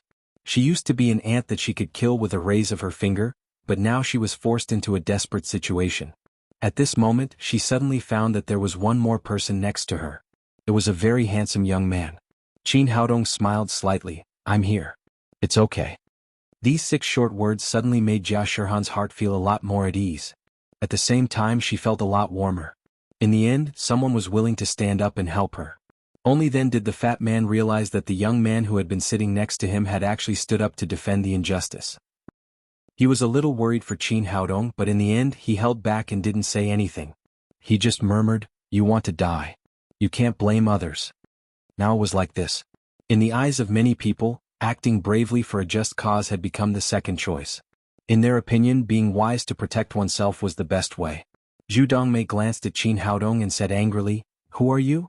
You can eat here, but don't meddle in other people's business. If you're done eating, leave quickly." Qin Haodong smiled faintly and said calmly, "I can't stand to see people bully others, let alone women." Huang Cailuan didn't expect that someone would jump out and meddle in his business. If he didn't get his face back today, he really wouldn't be able to survive in Shanghai in the future. Thinking of this, the anger in his heart became more and more intense. He shouted to his bodyguards, "Cripple this gigolo and take that bitch away. I must have sex with her today." Hearing their master's order, the bodyguards immediately rushed towards Qin Haodong and Jia Shirhan aggressively. Qin Haodong reached out and pulled Jia Shirhan behind him. At this time, the fist of the first bodyguard had already arrived in front of him. He reached out and grabbed the bodyguard's wrist. Then he raised his hand and cut his neck with a palm knife. As a Chinese medicine practitioner, he was very familiar with the human body. Whether it was the strength or the scale, they had reached the pinnacle of perfection. Just like that, the bodyguard softly fell to the ground and fainted. Then, Qin Haodong's movements didn't stop. He raised his leg and kicked the chest of the second bodyguard. The bodyguard shot out like a cannonball. He first knocked over a table and then hit Zhu Dongmei's body hard. The force was so great that Zhu Dongmei couldn't maintain her balance at all. She screamed and rolled on the ground like a meatball. She crashed into several tables, causing chopsticks, dishes, and all kinds of ingredients to fall all over her body. The remaining two bodyguards, Qin Haodong, were not polite. He took all of them and kicked them to the ground in a few seconds. Seeing Qin Haodong's skills, a strange look flashed in Jia Shihan's eyes. After dealing with these bodyguards, he was confused. Huang Cailuan waved his hand and said, "Come here." He didn't expect the gigolo in front of him to be a master. Seeing that all the bodyguards had been knocked down, Huang Cailuan immediately lost his confidence. He shouted fiercely, "Do you King know who I am? How dare you steal my woman here? Do you want to die?" As he spoke, he found that Qin Haodong was walking towards him. He immediately said nervously, "You? What are you going to do? I'm warning you, this is Shanghai. If you offend me, you won't be able to survive. Stupid. You really talk a lot of nonsense." As Qin Haodong spoke, he raised his hand and slapped him in the face. This slap was much stronger than Jia Shihan's. It directly made Huang Cailuan spin a few times on the ground like a spinning top. Half of his face immediately swelled up, and his teeth fell to the ground. Chapter 450. King dare to hit me, I am. Huang Cailuan was about to go mad with anger. He had never been hit by anyone in his life, but today he had been hit twice in a row. However, before he could finish shouting, Qin Haodong slapped him on the other cheek again. He spun like a top again. This time he was beaten until he couldn't tell the direction. When he came back to his senses and saw Qin Haodong's handsome face again, he was no longer as arrogant as before. Qin Haodong grabbed his collar and said in a cold voice, "You didn't eat properly and harassed the girl. Hurry up and apologize." Hearing the word apologize, Jia Shihan's eyes were a little wet. Since entering this society, she had seen a lot of hypocrisy in the world. There were many people who coveted her beauty, but this was the first time that someone really wanted to help her. Although Huang Cailuan was shocked by Qin Haodong's momentum, he was also a well-known figure in Shanghai. How could he lower his head and apologize to a woman? He said in a low voice, "Boy, let's forget about today's matter. Don't go too far or you will definitely pay the price." In his opinion, this was already giving Qin Haodong a lot of face. After all, he was the young master of the Huang family. But after he finished speaking, he saw Qin Haodong smile coldly. "Going too far? You people joined forces to bully a foreign girl, and you still have the nerve to say that others are going too far. Now I will let you see what the price is." As he spoke, he stepped forward and grabbed Huang Cailuan's right hand. "Just now you used this hand to slap her butt. So what? She's just a bitch. I touched her but to give her face." Huang Cailuan obviously didn't realize the seriousness of the problem, and he still unscrupulously showed off his superiority. Qin Haodong's wrist shook slightly, and Huang Cailuan was thrown up like a sack and slammed to the ground. The fall was so heavy that he almost dropped the breakfast he had just eaten. However, before he could get up, he suddenly felt a heart-wrenching pain in his right hand. "What are you doing? Let go of me, my dad is..." Halfway through his words, he suddenly let out a scream like a pig being slaughtered, because Qin Haodong's foot had mercilessly stepped on his palm, followed by a bone-cracking sound. Amidst the cracking sounds of bones, Huang Cailuan almost fainted from the pain. He felt that his hand had been completely crushed, and he was afraid that he would never be able to recover in this lifetime. The people in the restaurant were scared silly. They didn't expect that this seemingly gentle and quiet young man would be so ruthless. Huang Cailuan was the young master of the Huang family. He had harmed countless girls before, but today he lost one of his hands just because he patted his butt. Today is a lesson for you. Remember, don't do whatever you want just because you have some money. After Qin Haodong finished speaking, he withdrew his foot. At this time, Huang Cailuan's entire palm was red and swollen. It was obviously a comminuted fracture. "My hand, you actually crippled my hand." Huang Cailuan looked at his palm. Apart from the intense pain, he could not feel anything else. He could not even bend his fingers. "Bastard, you actually dared to cripple my hand. I will kill you." The stimulation of becoming a cripple made him lose his mind for a moment, and he roared at Qin Haodong. But before he could finish shouting, a huge foot abruptly stopped on his face. Blood spurted from his nostrils and his whole body fell backward. At this time, Zhu Dongmei climbed up from the ground in embarrassment. At this time her big meatball elephant looked even more comical. The soup that spilled from the table had washed the thick makeup on her face into ravines, and there was a small steamed bun on top of her head. Seeing the scene in front of her, she felt that she was going to go crazy. The dignified century-old Hemming tea house, the dignified background of both the underworld and the underworld, had been smashed like this. The most important thing was that Huang Cailuan's palm had been crippled. It should be known that he was the only son of Huang Jianye, a land developer. Something had happened in her shop, and the angry Huang Jianye would definitely settle accounts with her. But this woman was still very scheming. She knew that this was not the time to fight recklessly. Hiding behind a table, she secretly took out her mobile phone and began to call her husband. As soon as she hung up the phone, the table in front of her was kicked away. Then Qin Haodong grabbed her hair and dragged her straight in front of Jia Shirhan. Zhu Dongmei was a real shrew. When had she ever been bullied like this? Today she was dragged by her hair, which made her go crazy. Getting up from the ground, her big oily face had become distorted under extreme anger. Coupled with the traces of being washed by the soup, she looked like a ghost. Kid, do you know where this is? This is the Hemming tea house. You even dare to smash my place. I will find someone to castrate you later. As for that bitch, I will find 100 men to take turns with her. In her extreme anger, all kinds of malicious words came out of her stinky mouth. Just as she was enjoying herself, she suddenly felt a sharp pain in her lower abdomen, and then her whole body flew out like a ball. Hit me? King dared to hit me? Zhu Dongmei got up from the ground and was about to fight with Qin Haodong. However, being rude and unreasonable did not represent strength. Qin Haodong grabbed her hair and threw her against the wall next to him like a broken sack. She weighed more than 100 kilograms, and the impact made the entire tea house tremble. She hit the wall hard, fell to the ground and fell heavily again. Zhu Dongmei felt that her whole bones were about to fall apart. At this time, she realized what kind of ruthless character she was facing and immediately closed her mouth. Qin Haodong glanced at her and said disdainfully, "Generally speaking, I don't hit women, but a person like you whose heart is so black can't be considered a woman at all." Zhu Dongmei did not speak, but her eyes flashed with an uncontrollable fierceness. She was waiting for her husband, Ho Qingzhu, to come over. At that time she must tear the man in front of her into pieces. At this time Jia Shirhan, who had been silent, spoke, "Little brother, thank you for your help. You should leave quickly. I will take responsibility for this matter myself." She had been here for 3 months and was very clear about the background of the Hemming tea house. When the boss came back there would definitely be a storm. She did not want this kind-hearted young man to be implicated because of her. "I don't have the habit of letting women take responsibility." Qin Haodong smiled at Jia Shirhan and said, "Moreover, I have always done things well from the beginning to the end. I don't have the habit of running away halfway." He looked back at Zhu Dongmei and said, "I heard that you tricked the little girl into signing a 3-year contract. Where is the contract? Take it out quickly."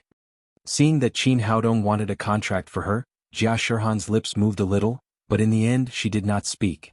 This contract was like a rope around her neck, suffocating her. It would be best if she could get it back. "Don't even think about it. That was the contract I signed with her. Why should I give it to you?" Since Jia Shirhan came to the Hemming tea house, the turnover here had risen sharply and more than doubled. She did not want to let go of this cash cow.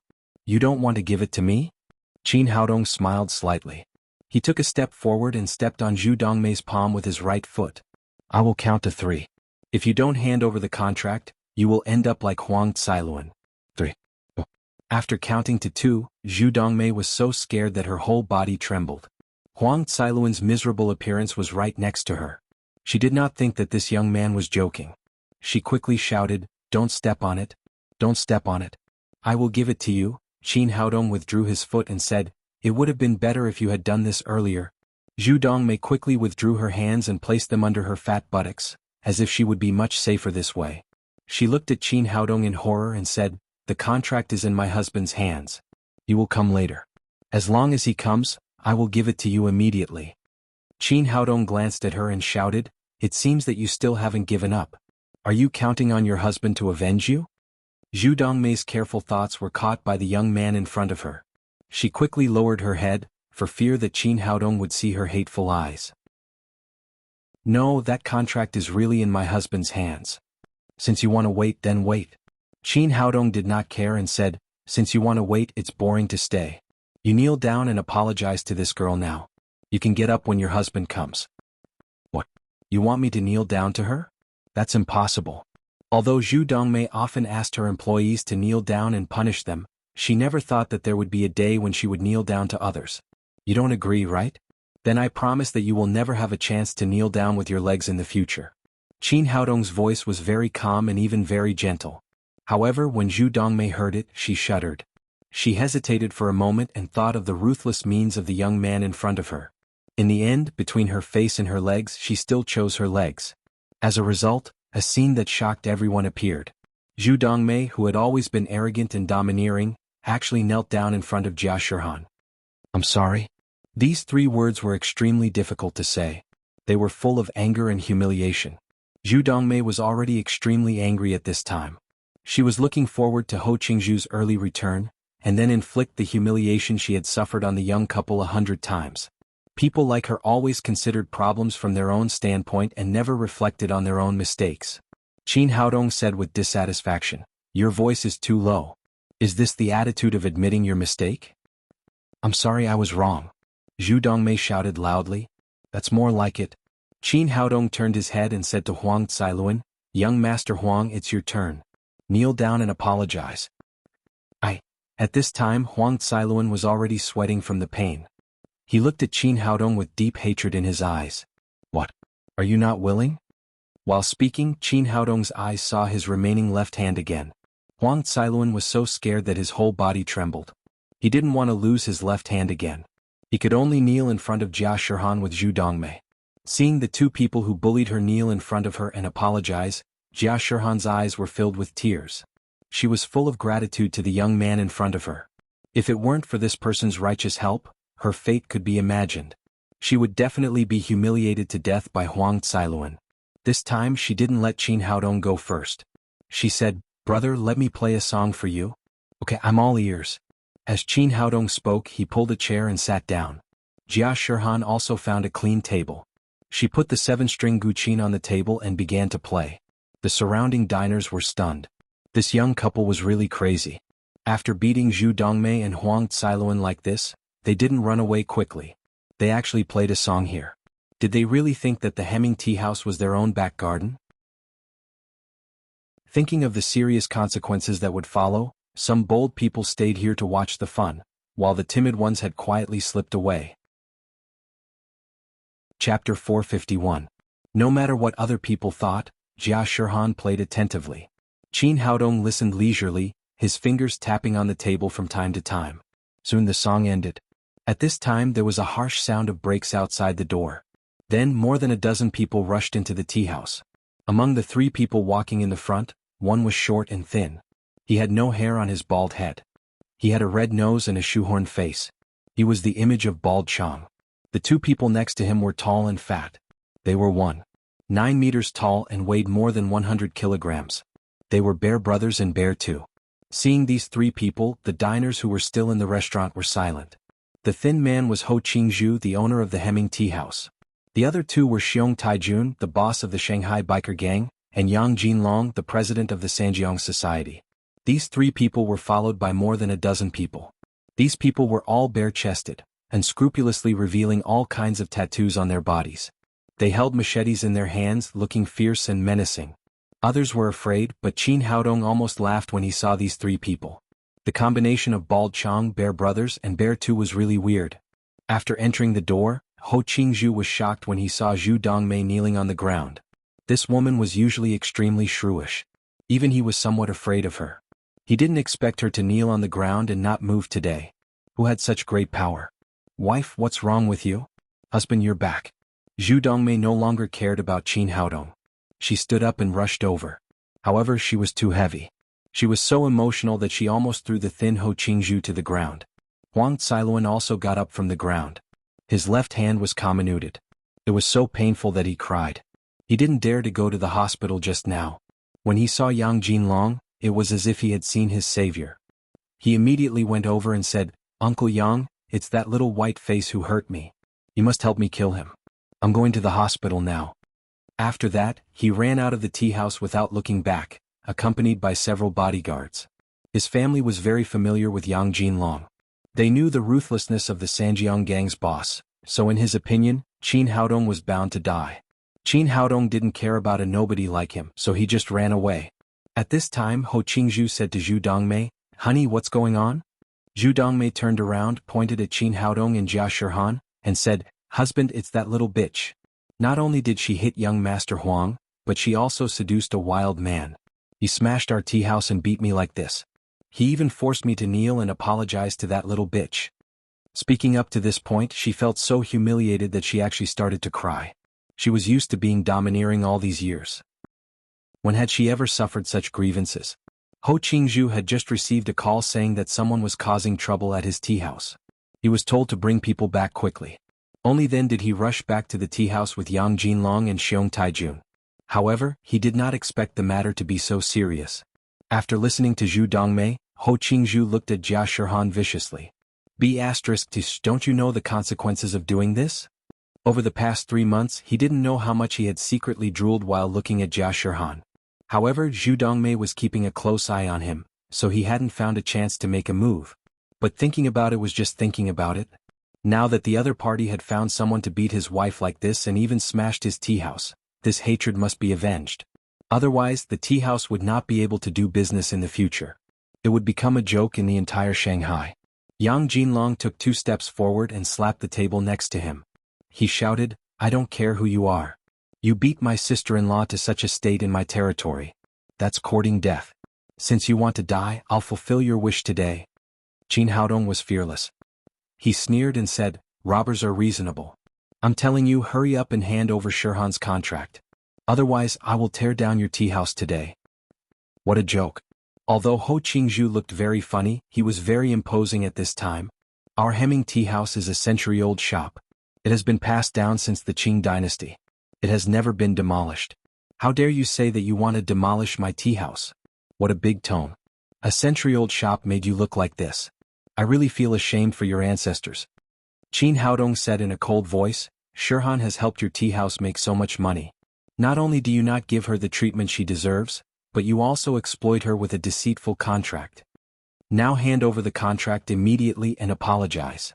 Otherwise your century-old shop will come to an end." "Brother Ho, why are you talking nonsense with them? Just cripple this toy boy." The one who spoke was Xiong Taijun of the biker gang. He had always been rude. After he finished speaking, he waved his hand, and his men immediately rushed towards Qin Haodong with machetes. Zhu Dongmei shouted fiercely, "First, cut off the tendons of his hands and feet. I will play with him to death later." At this time she had been blinded by hatred. Her big distorted face was even more terrible than a demon. But just as she finished shouting, a black shadow rushed over and hit her again, causing her to roll on the ground like a meatball. Although each of these thugs was holding a machete in their hands, they were just ordinary people. How could they be Qin Haodong's opponents? Before Ho Qingzhu and the others could react, these dozen or so people had all been put down on the ground, and miserable howls resounded in the air. Yang Jinlong and the other 2 had never expected it to be like this. Qin Haodong's strength was far beyond their expectations. They had been in the underworld for so many years, but they had never seen such a good person. Xiong Taijun was also tough. He stepped forward and said, "Boy, I know you have some skills, but so what? You can beat 10 people, but can you beat 100 people? We have hundreds of brothers in the biker gang. If I call them over, they can also kill you." Yang Jinlong also said, "Yes, the brothers of our Sanjiang society are not weak. I advise you to kowtow to my brother and admit your mistake. Otherwise, I guarantee that you won't be able to survive in Shanghai." Qin Haodong burst into laughter and said, "I've never seen someone so tough after losing. I like to solve the trouble once and for all. Since you're not convinced, then call everyone here." "Boy, this is what you said. If you have the guts, don't run here. Wait for me." After Yang Jinlong said that, he immediately took out his mobile phone and made a call. "Hemming Tea House, call all the people over. Come here and kill people for me." Xiong Taijun did not show weakness and also began to call his men. Qin Haodong smiled and also took out his mobile phone. "Since you have all called people, I will also call some people over. Let's see whose people are more powerful." At this time the onlookers suddenly realized why this young man was so tough. Not only was his skill frighteningly good, but he also had power in Shanghai. It seemed that there would be a good show to watch today. Ho Qingzhu shouted, "Call people if you have the guts." I don't believe that there is anyone in Shanghai who can suppress the biker gang and the Sanjiang society. Qin Haodong smiled and ignored him. He directly dialed Ma Wenjua's number. He had two purposes. First, he wanted to help Jia Shirhan completely solve the trouble. Otherwise, it would not matter to him, but these people would definitely go to trouble her again. Second, Ma Wenjua and the others had been in Shanghai for almost 2 months. He also wanted to see how his brother had managed the daddy security company. Dongzi, why did you think of calling me today? Do you miss me? If you miss me, then come and see me. As soon as the phone was connected, Ma Wenjua began to talk incessantly. Qin Haodong interrupted him and said, "Don't talk nonsense. I have already arrived in Shanghai. I am now at the Hemming Tea House. I am being blocked here with a knife." What? Are you kidding? Ma Wenjua didn't quite believe it. "I don't have time to joke with you." Qin Haodong said, "Hemming Tea House, come quickly. They want to compete with me to see who is more powerful." Damn it. There is actually someone in Shanghai who dares to talk to my brother like this. Hemming Tea House, right? Wait for me. I will bring people over now. After Ma Wenjua finished speaking, he immediately hung up the phone. What? Are you done with the phone call? Ho Qingzhu looked at Qin Haodong with a sarcastic face. In his opinion, this pretty boy was bluffing. It was obvious that he had a foreign accent, yet he still dared to call people in Shanghai. Although his skills were good, when a large number of people came, he would still have to lie on the ground and pretend to be a grandson. In Shanghai, no one could challenge the biker gang and the Sanjiang society. At this time, there was a roar of motors outside the door. One motorcycle after another came to the door of the Hemming Tea House. Punks with machetes and steel pipes jumped out of the cars. These were all people from the biker gang. They rushed into the Hemming Tea House like a swarm of bees. Immediately after, there were jeeps driving over one after another. Nearly 100 punks with colorful hair jumped out of the jeeps. These were all people from Yang Jinlong's Sanjiang society. In less than 10 minutes, the entire Hemming Tea House had been surrounded by 100 or 200 punks. These people were all holding weapons in their hands. They looked fierce. The onlookers were so scared that they fled in all directions. Xiong Taijun came to Qin Haodong and said proudly, "Kid, did you see that? These are all my brothers. Are you afraid now? I see that you are a character. As long as you hand over that chick and kneel down to apologize to my brothers, then we will let bygones be bygones. Otherwise, I want these brothers to chop you into minced meat." Qin Haodong glanced at the punks around him and turned back to Jia Shirhan with a smile. "Are you afraid?" Jia Shirhan shook her head. "There is nothing to be afraid of. At most, I will die. If you die, I will be buried with you." This little girl was still so calm at this time. It was rare. Qin Haodong smiled and said, "What do you call this? Is it a life and death commitment?" "I'm just thanking you. Don't think too much about it." Jia Shirhan obviously had never made such a joke with anyone. Her cheeks were flushed and she looked particularly attractive. Qin Haodong smiled. This little girl was too naive. She couldn't even tell that she was joking. No wonder she was tricked by Zhu Dongmei into signing a 3-year contract. He said, "Don't worry. No one will die. Our people will be here soon." Ho Qingzhu sneered and said, "Your people haven't made a move until now. I'm afraid they have already been scared away when they heard the names of the biker gang and the Sanjiang society." As soon as he finished speaking, a van came from a distance. It was as fast as the wind and lightning. Accompanied by a harsh breaking sound, it stopped in front of the Hemming Tea House. "Is there really someone here?" Ho Qingzhu frowned slightly. In a place like Shanghai, was there really someone who was not afraid of the biker gang and the Sanjiang society? However, when he saw that there was only one van, his eyebrows relaxed again. Even if the van was full of people, it could not be compared with the 100 or 200 people of the biker gang and the Sanjiang society. Yang Jinlong's face also showed a touch of disdain. "Since someone is here, let's let him have a good look at the power of our Sanjiang society." Xiong Taijun also shouted arrogantly, "They know that the biker gang is here and they still dare to come. I want to see who has such courage." Chapter 452. The door of the van opened and a person jumped down from it. Then there was no more movement. Seeing this scene, Ho Qingzhu suddenly laughed. He laughed very happily and his tears were about to flow down. One person had made such a big fuss, but the other party only came by one person. Could it be a delivery man? Funny. It was so funny. But after laughing for a while, he found that he was the only one laughing. Not only did Yang Jinlong and Xiong Taijun not laugh, but even his thugs did not laugh. They were all looking at that person nervously. Just as he was trying to figure out what was going on, 10 more vans drove over. These doors opened and they were not empty. Tall and straight figures jumped down one after another. These people who rushed out were all wearing the same uniform, black t-shirts with 2 big words printed on their chests. It was Daddy.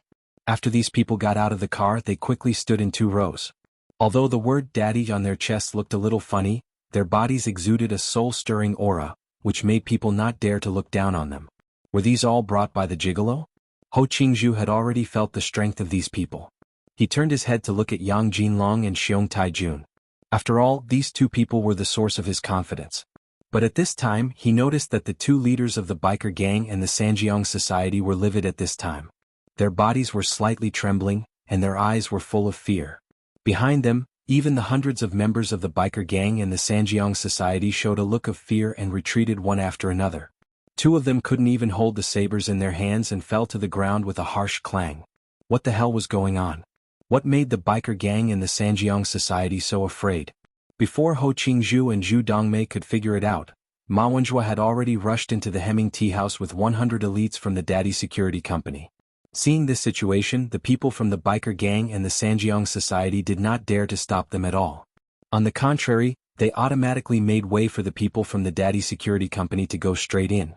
They went straight to the front of Qin Haodong and the others. "Boss, you are here."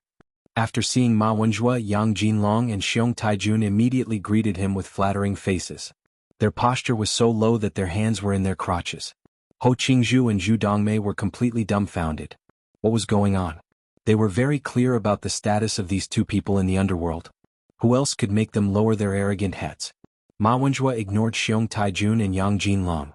He quickly came to Qin Haodong and said, "Boss, what's going on?" In private, he and Qin Haodong were brothers, so he always called him Dongzi. But in front of the staff he still called Qin Haodong boss. Qin Haodong didn't answer his question. He patted Ma Wenjue on the shoulder and said, "You seem to be doing well." Ma Wenjue said proudly, "Of course, don't you see whose brother we are?"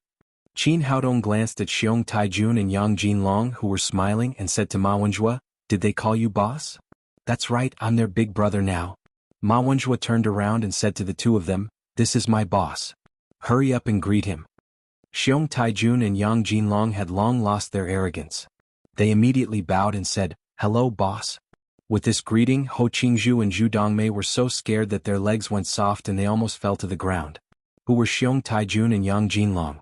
When did they become someone else's underling? The most important thing was that the young man they had just offended was their boss's boss. It seemed that they would be in big trouble today. Qin Haodong said, "What the hell is going on? When did you become their boss?" Ma Wenjue said proudly, "After I brought people to Shanghai, I thought about how to quickly make our Daddy Security Company famous. Later I came up with an idea. As long as we clean up the gangs in Shanghai, everyone will naturally know about our company. So I took people to sweep the gangs in Shanghai one by one. Not only the biker gang and the Sanjiang society but also many others. Now they all recognize me as their boss." Only then did Qin Haodong understand why the gangsters of the biker gang and the Sanjiang society were so afraid when they saw the people of the Daddy Security Company. It turned out that they had been beaten up. However, this was normal. The people of the Daddy Security Company were all warriors. Half of them had even entered the covert power realm. Cleaning up these gangsters was as easy as eating and drinking. It had to be said that although this method was simple and crude, it was very effective. Not only did it quickly gain a foothold in Shanghai, but it also quickly made a name for the Daddy Security Company. What the 2 of them didn't know was that after more than a month of fierce suppression, Ma Wenjue had completely conquered the underworld of Shanghai. The bosses of all the gangs called him King Ma in private. When they talked about him, their faces changed. This was also the reason why Yang Jinlong and Xiong Taijun were so afraid. Ma Wenjue said, "Boss, what the hell is going on today? How did these bastards provoke you?" "Let me introduce you. This is my friend Jia Shirhan." Qin Haodong told him what had just happened. *CK. "How dare you hit my brother? You don't want to live." Ma Wenjue scolded and then whispered in Qin Haodong's ear, "You don't like her, do you? That's why you played the hero to save the beauty?" Qin Haodong glared at him and said, "Don't talk nonsense. I'm just seeing injustice." The reason why he stood up to help Jia Shirhan was that, firstly, he really had a tender heart for the fairer sex. Secondly, he was full of curiosity about this girl. He wanted to find out what secrets Jia Shirhan had and what the powerful seal was about. Don't worry. I will keep it a secret for you. I won't tell Wu Shuang and the others. Ma Wenjue smiled and then said, since you're in Shanghai, you don't have to do it yourself today. I'll solve it for you. After that, he turned around and scolded Yang Jinlong and Xiong Taijun with a murderous look. You've eaten a leopard's courage. You even dare to provoke my boss? Seeing that Zhao Wenjue was angry, the two of them trembled with fear. A month ago they had just been beaten like dogs by Ma Wenjue. They had been lying in the hospital for half a month. They had just been discharged from the hospital, so they didn't want to be beaten again. Being beaten was a small matter. As the saying goes, whoever has the bigger fist is the best. They knew very well how terrible King Ma was. He could destroy their biker gang and the Sanjiang society with just a raise of his hand. He could support another boss in minutes. They were now full of regret. If they had known about the relationship between this young man and Ma Wenjue, they would not have come to this muddy water even if they were beaten to death. However, now that things had happened, they could only try their best to find a way to remedy it. Otherwise, their two gangs might no longer exist. The two men's knees went soft and they fell to their knees with a plop. They begged with a bitter face, "Boss, please spare us. We didn't know that this was your boss. If we had known, we wouldn't have dared to do it even if we had 10,000 guts." Xiong Taijun said with fear, "Boss, we know we were wrong. Compensation, apology, anything is fine." The guests who were watching from afar found it funny. Just a moment ago they were the majestic leaders of the two gangs. In the blink of an eye, they had become obedient grandsons. At the same time, they were also full of awe and curiosity about Qin Haodong. They didn't know where this young man came from and how he had become the boss of the biker gang and the Sanjiang society. Ho Qingzhu and Zhu Dongmei, who were on the side, were so scared that their faces turned pale when they saw the situation. The reason why they dared to be so domineering in the Hemming Tea House was because they relied on their relationship with the biker gang and the Sanjiang society. Now, even Yang Jinlong and Xiong Taijun have become like grandsons. Their fate can be imagined. Jia Shihan was also full of curiosity about Qin Haodong's identity. She looked over in surprise. Qin Haodong smiled slightly and said, "These are all my friends. Let him solve the trouble. No one can bully you in the future." Jia Shihan felt warmth in her heart. This was the first time she had found this feeling since she left the sect. Ma Wenjue continued, "Mobilizing a group of people to attack my boss is courting death. I'll give you a chance. Punish yourself." Yang Jinlong and Xiong Tiejuan's hearts sank. They knew that today's matter would definitely not end well.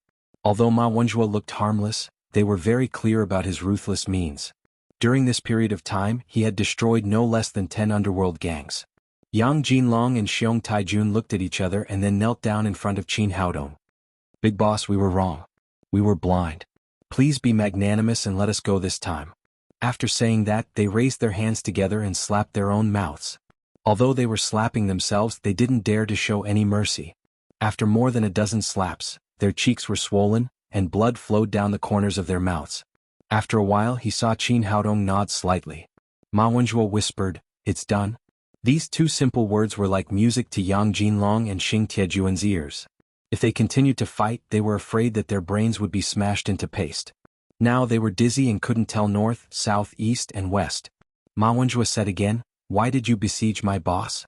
Are you out of your mind?" Yang Jinlong said, "This is a misunderstanding. I was also deceived. Otherwise I wouldn't have dared to attack the boss." For them, the underworld gang, it had always been better to let others die than to let others die.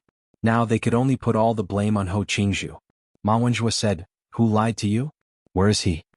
Ho Qingzhu and his wife, who were hiding in the crowd, had long wanted to run away, but the biker gang and the Sanjiang society had surrounded them. They couldn't run even if they wanted to. At this time, seeing that everyone's eyes were fixed on them, it was impossible to hide. They could only brace themselves and walk out. Although Zhu Dongmei was usually a shrew, she was so scared that she was trembling today. She couldn't help but hold Ho Qingzhu's hand. Unexpectedly, Ho Qingzhu shook her hand off and scolded, "You are a jinx. You always cause trouble for me. I won't forgive you." Seeing that the situation had changed, he immediately put all the blame on Zhu Dongmei. Ma Wenjue saw Zhu Dongmei's expression change. This woman was a big meatball and now she looked miserable. Her face was covered with makeup. It was appropriate to say that she was neither a human nor a ghost. She didn't need makeup to act in a ghost film. He took 2 steps forward and patted Ho Qingzhu on the shoulder. "Is this your wife?" Ho Qingzhu quickly said with a flattering face, "Boss, this is my wife." Your taste is too heavy. Aren't you afraid of being crushed to death when you sleep at night? Ma Wenjua's question was very sharp. Even Qin Haodong felt a little dumbfounded. Ho Qingzhu originally wanted to say that he was not afraid, but on second thought, this was the boss's intention. He should go along with it, so he quickly said, "Boss, I'm a little scared." Seeing that the man was so cowardly, Zhu Dongmei was almost mad. He could even say such spineless words. If you're afraid, why did you find such a meatball? Are you out of your mind? As Ma Wenjue spoke, he raised his leg and kicked Ho Qingzhu's lower abdomen, sending him flying 6 or 7 meters away. Chapter 453. Ho Qingzhu was already a heavy smoker and he almost fainted from the kick. Ma Wenjue looked at him coldly and shouted, "Get back here. I'm coming, boss." Ho Qingzhu endured the pain and crawled back to Ma Wenjue. "Both of you kneel properly." Ma Wenjue's order scared Ho Qingzhu and his wife. They immediately knelt on the ground. Even Yang Jinlong and Xiong Taijun had knelt down. They didn't dare to think about losing face. Ma Wenjue glanced at Yang Jinlong and Xiong Taijun. "You two come here and teach them how to behave." Since there was finally a chance to show off, Yang Jinlong quickly said, "Why are you still King stupid? Quickly slap yourself and apologize to the boss." Although he had some relationship with Ho Qingzhu, he couldn't care less at this time. Moreover, the two of them hated Ho Qingzhu to the core. If it weren't for the husband and wife, he wouldn't have ended up like this. Besides, he had already slapped himself. Why wouldn't they slap him? Ho Qingzhu braced himself and raised his hand to slap himself. It hurt a lot, so the second slap was much lighter. Zhu Dongmei was a woman. Although she was very ugly, she still cared about her appearance. Naturally, she was lighter than Ho Qingzhu. Seeing this situation, Ma Wenjue said discontentedly, "What are you doing? Are you giving me a massage or tickling?" Ho Qingzhu and Xiong Taijun quickly increased their strength, but it still didn't satisfy Ma Wenjue. He turned his head to look at Xiong Taijun and Xiong Taijun. "You two slap hard. If I'm not satisfied, I'll cut off your claws." He asked Yang Jinlong and Xiong Taijun to slap their friends. This was to give Qin Haodong an explanation and also to sow discord between them. He was afraid that they would never be friends in this life. Yang Jinlong and Xiong Taijun couldn't care less now. Moreover, they were implicated by Ho Qingzhu. They were already angry and now they finally had a chance to vent. They slapped the two people's faces one after another. It was much more enjoyable to hit others than to hit themselves. Soon, Ho Qingzhu and Zhu Dongmei were bleeding from the corners of their mouths and their heads were swollen like pigs. Just like that, the two of them slapped each other again and again as though they were competing. The crisp sounds of slapping reverberated in everyone's ears. Looking at the miserable appearance of these two people, Jia Shihan's expression changed a little. She said in Qin Haodong's ear, "Is it about time? Why don't we ask them to stop?" Qin Haodong glanced at her. This naive little girl was still very kind. "Have you ever thought about what would happen to us if we were the ones who fell into their hands?" Jia Shihan was immediately speechless. She was not a fool. Just now, Zhu Dongmei had clamored that she would castrate Qin Haodong and then find 100 men to take turns with her. With this woman's character, she was not joking. If she and Qin Haodong fell into their hands, it would be difficult for them to escape. Qin Haodong added, "In this society, you can't be soft-hearted to evil people. There's a Buddhist saying that killing evil people is doing a good deed. People with black hearts like this should be taught a lesson." Jia Shihan nodded and said, "I understand." In this way, Ho Qingzhu and his wife were slapped more than 100 times. They were about to faint from the slaps. Qin Haodong then said lightly, "Okay, that's it for now." Hearing Qin Haodong's words, Yang Jinlong and his wife stopped and then scolded Ho Qingzhu, "The boss showed mercy and let you two go. Hurry up and thank him." "Thank you, boss. Thank you, boss." At this time, Ho Qingzhu and his wife had been completely subdued. They were beaten like this, but they did not dare to show any hatred. Ma Wenjue looked at Qin Haodong and said, "Boss, is this okay?" "That's it for now." Qin Haodong looked at Ho Qingzhu and his wife and said, "Can you take out the contract now?"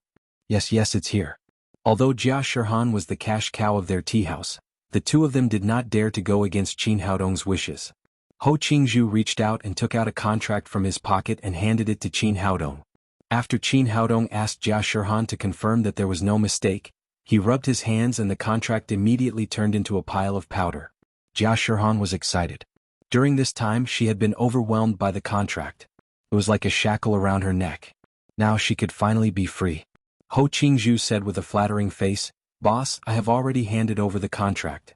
Do you think you can just let us go like a fart?" "It's not that simple."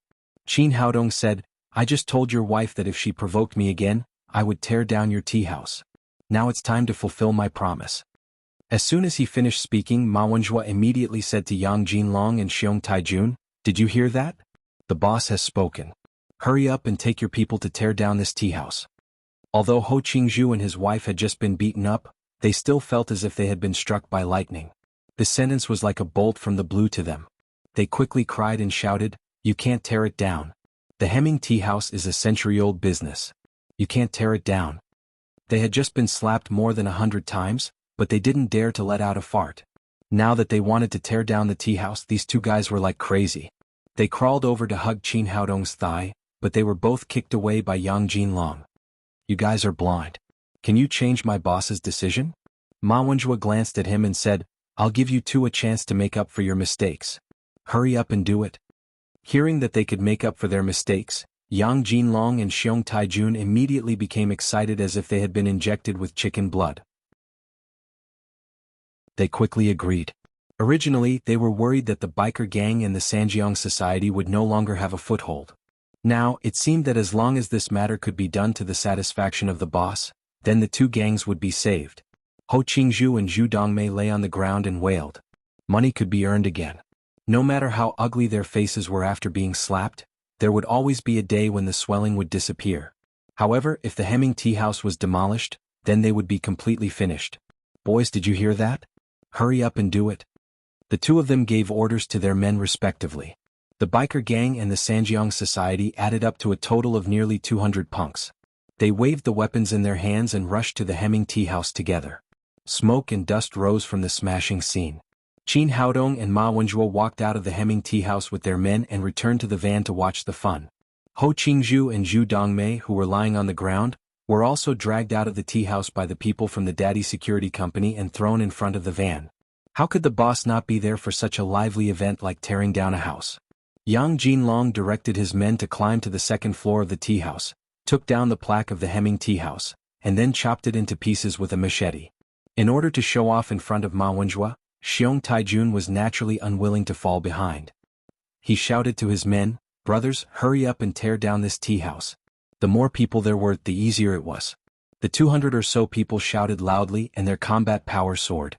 They waved the machetes and steel pipes in their hands and launched a general attack on the Hemming tea house. They didn't have the courage to face the Daddy Security Company, but they were full of fighting power when facing this tea house. Their destructive power was extremely strong.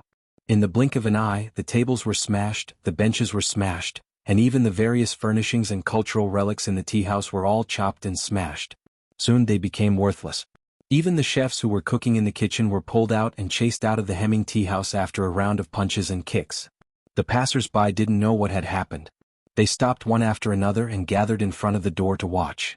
At first, they thought that this century-old shop was going to be renovated. Later, it seemed that it wasn't the case. It was obviously tearing down the house. Seeing that the Hemming tea house, which had just been bustling with business, had now turned into ruins, Ho Qingzhu and Zhu Dongmei lay on the ground and wailed. They stomped their feet and beat their chests. This was a century-old shop that had been passed down in their family for more than 100 years. Now it was destroyed in their hands. While they were crying, a faint voice sounded behind them. "A century-old shop is indeed valuable, but as a business operator, if you don't even abide by the most basic rules of competition, you don't even have the basic morality of being a human.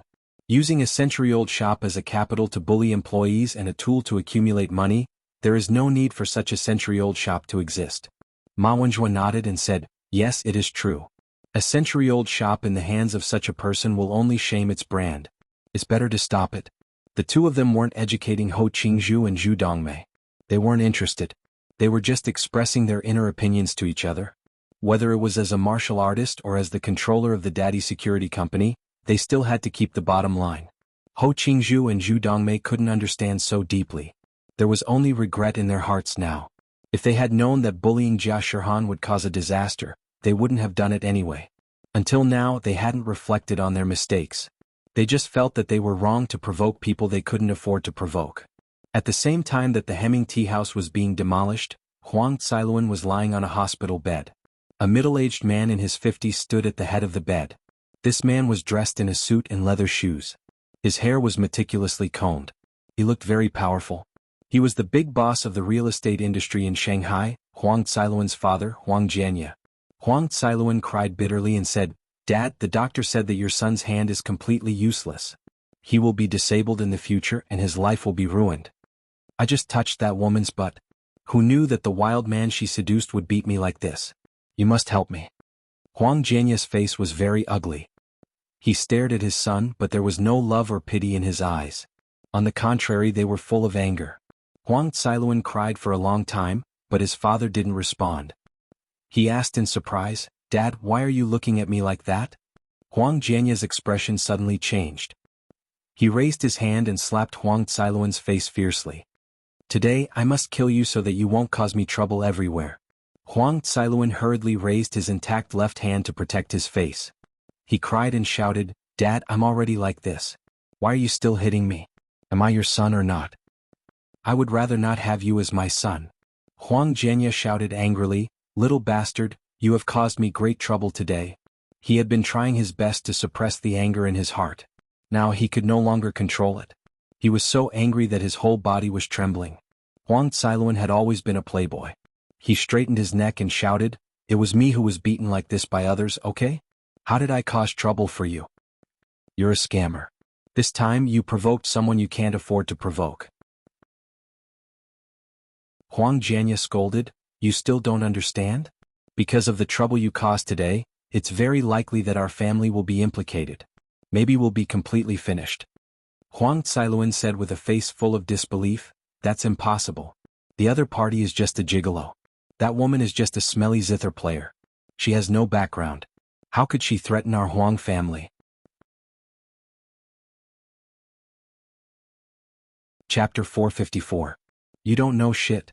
Huang Jianye scolded, "That woman really has no background, but we can't afford to offend that gigolo. Even King Ma of the Daddy Security Company calls him boss. The Hemming Tea House has been demolished by them." "What? King Ma's boss?" Hearing this, Huang Xiluan was also shocked. Their Huang family was a big real estate business, but they were neither black nor white. They often used their connections in the underworld to do some strong things. They often used their connections in the underworld to get stronger, doing dirty work in order to obtain greater benefits. Because of this, the father and son of the Huang family had a deep relationship with the underworld, especially the Sickle Society in Shanghai, which used to play the role of thugs for their family. However, just a month ago the underground world of Shanghai changed dramatically. The Daddy Security Company came out of nowhere and wiped out many gangs overnight. The Sickle Society was one of them. Since then, although the Daddy Security Company did not engage in the underworld, it ruled the underworld and became an existence that made the underworld people change their faces. Ma Wenjue, in particular, was secretly given the nickname of King Ma. Even their partner, the Sickle Society, was destroyed easily. The father and son of the Huang family naturally knew the horror of the Daddy Security Company. Since then, Ma Wenjue had been listed as a person who could not be provoked. However, they never expected to provoke him today. Huang Jianye said, "Just now, our people sent back news that the gigolo is the boss of King Ma. Xiong Taijun of the biker gang and Yang Jinlong of the Sanjiang Society are kneeling on the ground and slapping their mouths to apologize. Just because of his words, even the Hemming Tea House has been demolished." Huang Xiluan also felt fear and quickly asked, "Dad, what should we do?" Huang Jianye turned around twice on the ground and then said, "What else can we do? Hurry up and apologize. Otherwise, with one word from King Ma, the biker gang and the Sanjiang Society will rush to tear down our real estate company." 10 minutes later, the father and son of the Huang family arrived at the scene. At this time, the Hemming Tea House had been almost demolished. Although the main body of the building was still there, the inside had become a ruin. Smoke and dust filled the air, and there was no longer the magnificence of the past. Seeing this scene and looking at Xiong Taijun and Yang Jinlong whose cheeks were swollen, the two of them could not help but shiver from the bottom of their hearts. Even the Hemming Tea House, which was known to be popular with both the underworld and the underworld, had been smashed. The bosses of the biker gang and the Sanjiang Society had also become like this. They did not dare to hesitate at all and immediately came to Ma Wenjue with a flattering face. Huang Jianye bowed and said, "Mr. Ma, I'm really sorry. My son has caused you trouble. I brought this unfilial son here to apologize to you. Although Huang Cailuan's entire body was in pain, especially the hand that had been crushed, the pain was so intense that it penetrated into his bone marrow. However, the situation in front of him did not allow him to be negligent. He could only grit his teeth and swallow the blood as he bowed behind him. Ma Wenjue looked at the father and son coldly and said, I'm not the one you should apologize to. He pointed to Qin Haodong next to him and said, This is my boss, Qin Haodong. As long as he is satisfied, this matter will be over. If he is not satisfied, then think about the consequences yourself. Hearing this, Huang Jianya's body trembled slightly. He quickly turned his head and bowed to Qin Haodong. I'm sorry, Mr. Qin. I didn't discipline my son well. Please be magnanimous, Mr. Qin. Qin Haodong said, You don't have to apologize to me. Your son has angered my friend. How to deal with it is up to her. Wang Jianya turned his head to look at Jia Shihan next to him. His eyes suddenly flashed with amazement. This woman was really beautiful. No wonder his son could not control himself. However, amazement was amazement, and understanding was understanding. What he had to do now was to calm Qin Haodong's anger. He quickly apologized to Jia Shihan. Miss, please forgive my son this time.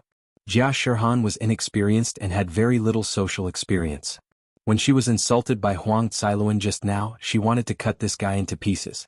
However, at this time, when the Huang father and son bowed their heads and apologized, she did not know what to do. There was even a trace of restraint in her expression. Forget it. Let bygones be bygones. Don't let him bother me in the future. Miss, don't worry. After I go back, I will discipline this little bastard strictly. I will never offend him again. Seeing that Jia Shihan no longer held him responsible, Huang Jianya breathed a sigh of relief. He took out the checkbook, wrote a check for 1 million yuan and sent it to Ma Wenjue. Mr. Ma, my little bastard accidentally offended Mr. Qin and this girl. This money is a little apology. Please accept it. Huang Cailuan lowered his head behind his father. His heart was extremely aggrieved. His palm had been crushed, but now he had to compensate and apologize. However, in the face of the legendary King Ma, he did not dare to show the dissatisfaction in his heart. Ma Wenjue took the check and glanced at it. It was a check with a face value of 1 million yuan. He flicked it in his hand and said sarcastically, Boss Huang, I heard that you are a big producer in Shanghai. You offended our boss and only took out such a small amount of money. Aren't you too stingy? This, Huang Jianya was originally a miser. He saw that Qin Haodong and Jia Shihan were dressed in ordinary clothes, so he thought that 1 million yuan was a lot. He did not expect to be pointed out in front of him. As if seeing through his thoughts, Ma Wenjue said, Boss Huang, it's because you have a lot of money, right? Let me tell you, a few days ago, our boss gave our employees benefits. Each person received 10 million yuan, including the sweeper of our daddy security company. Do you think you have the nerve to take out this 1 million yuan? This, Huang Jianya's old face was embarrassed. He did not expect that the gentle and quiet young man in front of him would have such a large amount of money. 10 million yuan for each employee. How much money would that add up to? It would probably be more than 1 billion yuan, right? At this time, Yang Jinlong, who had been standing respectfully next to him, said, Old Huang, you are really King stingy.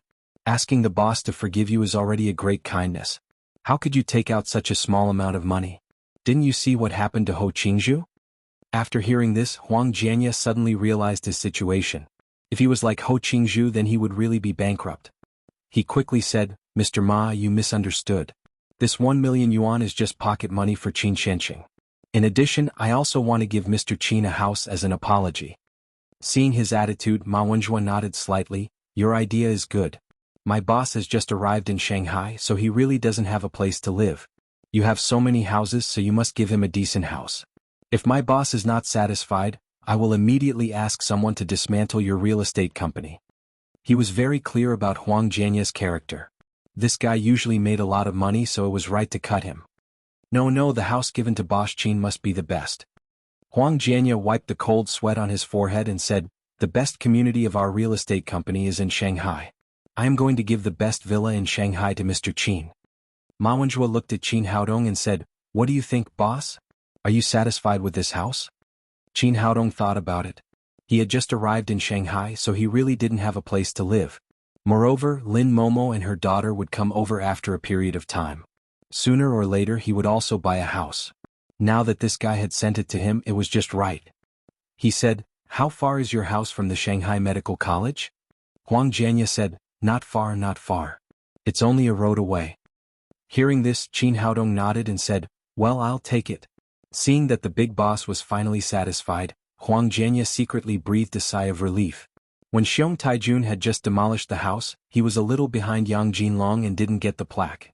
He was afraid that Ma Wenzhuo would be dissatisfied with him, so he quickly seized the opportunity to please him and said, Boss, do you have your ID? I still have some connections in the real estate bureau. I will help you with the real estate procedures now. Qin Haodong took out his ID card and threw it to him, saying, thank you for your hard work. Hearing this, Xiong Taijun was immediately overjoyed. As long as the boss of the boss was satisfied, his street racer gang could go further in Shanghai in the future. He turned around and said to Huang Jianya, what are you waiting for? Hurry up and get the real estate certificate for the boss. I'm leaving. Huang Jianya said as he was about to call his driver over. Xiong Taijun said, your car is too slow. Let's take our car. After that, he waved his hand and a street racer gang member immediately sent his Crown Prince motorcycle over.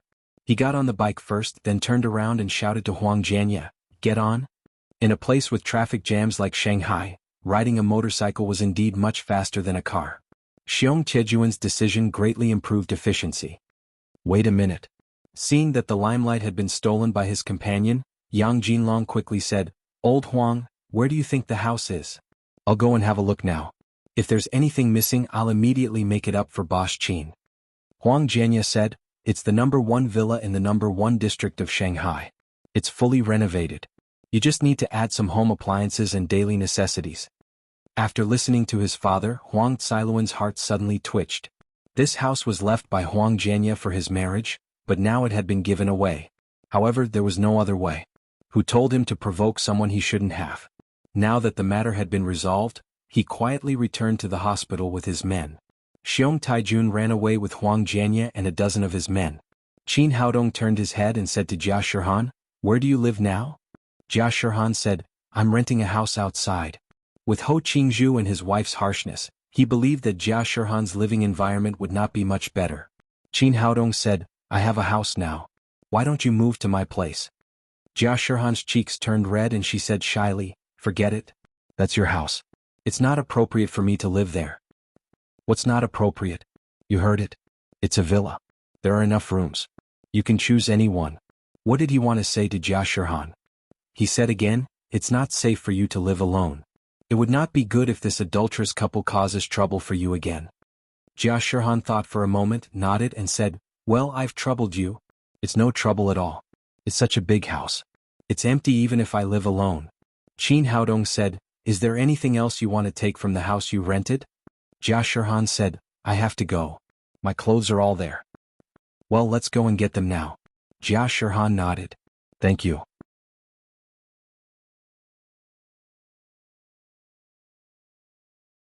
Chapter 455.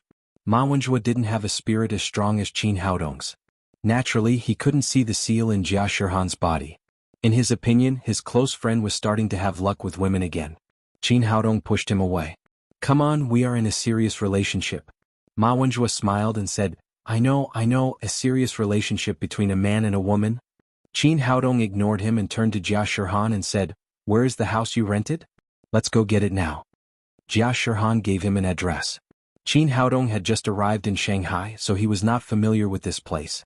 Yang Jinlong quickly said, I know where it is. It's really a coincidence. It's near the suite that Huang Jianya gave you. Your house is in the first phase of the project, and the location of the rented house is in the fourth phase of the project. Let's go together. It's on the way. As soon as he finished speaking, Ma Wenzhuo pulled him away. What do you mean on the way? We're going to look at the house and they're going to get their things. We're not on the way. Let's go first.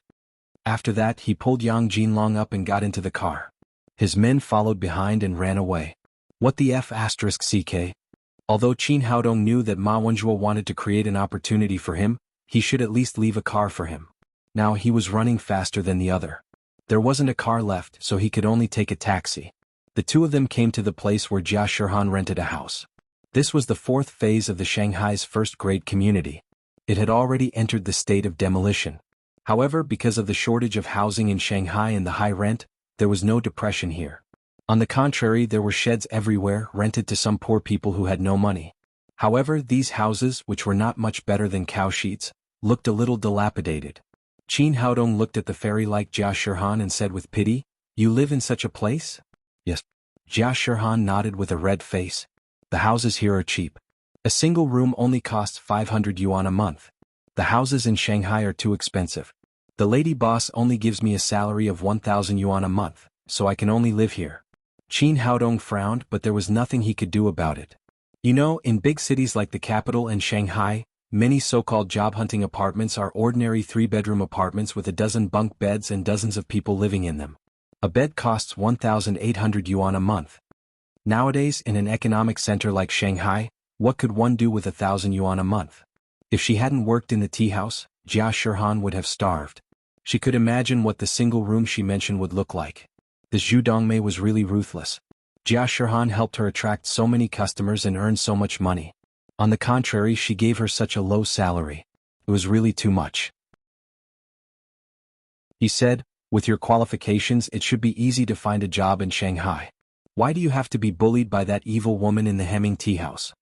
Indeed, with Jia Shirhan's personal conditions and musical attainments, as long as she had a good channel, it would not be difficult to find a job in Shanghai that paid tens of thousands of yuan a month. Jia Shirhan said with some embarrassment, "When I first arrived in Shanghai, I didn't know anything.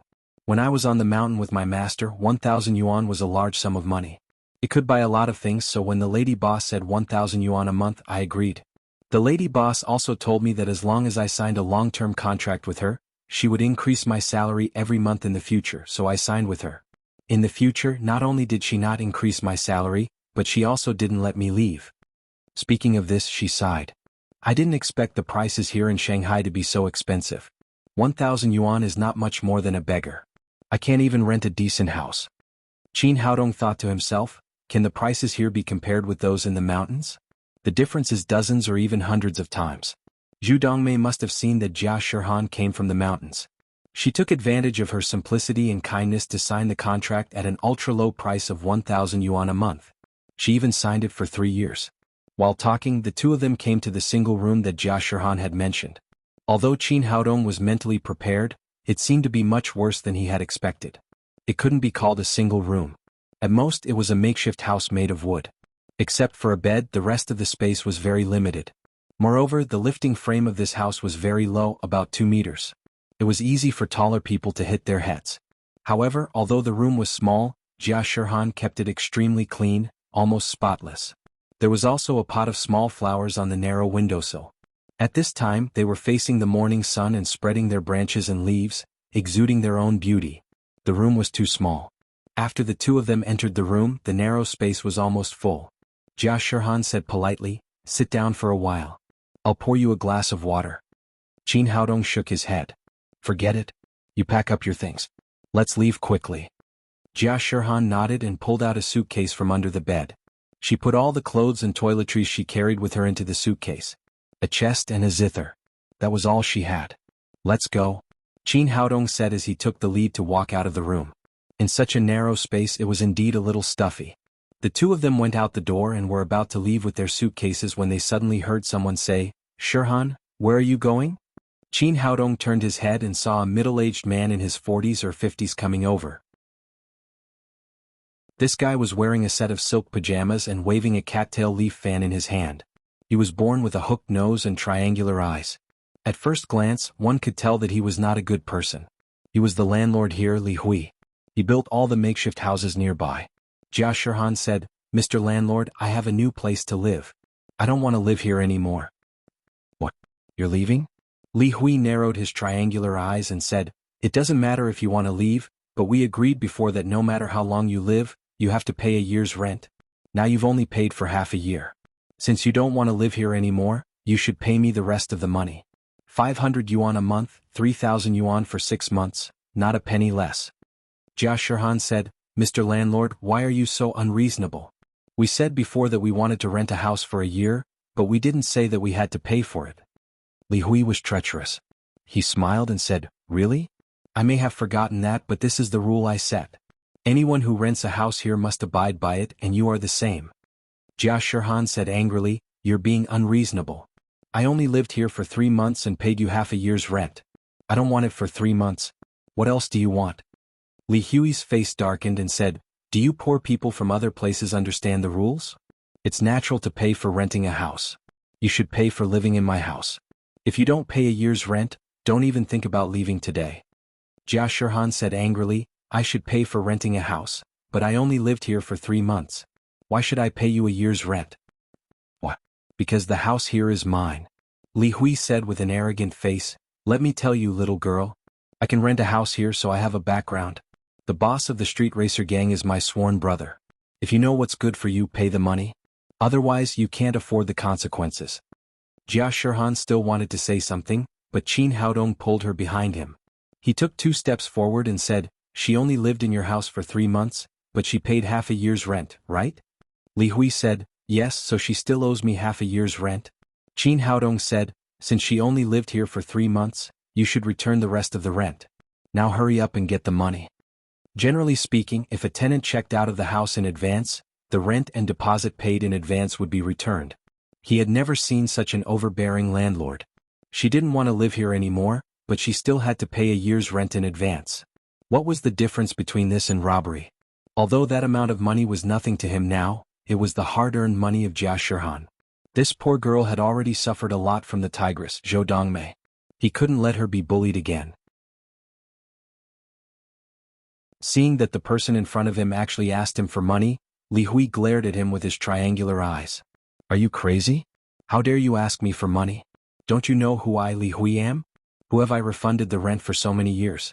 Hurry up and pay the rest of the rent or none of you can leave. Qin Haodong frowned. He was not a violent person. He didn't want to use this method unless it was a last resort.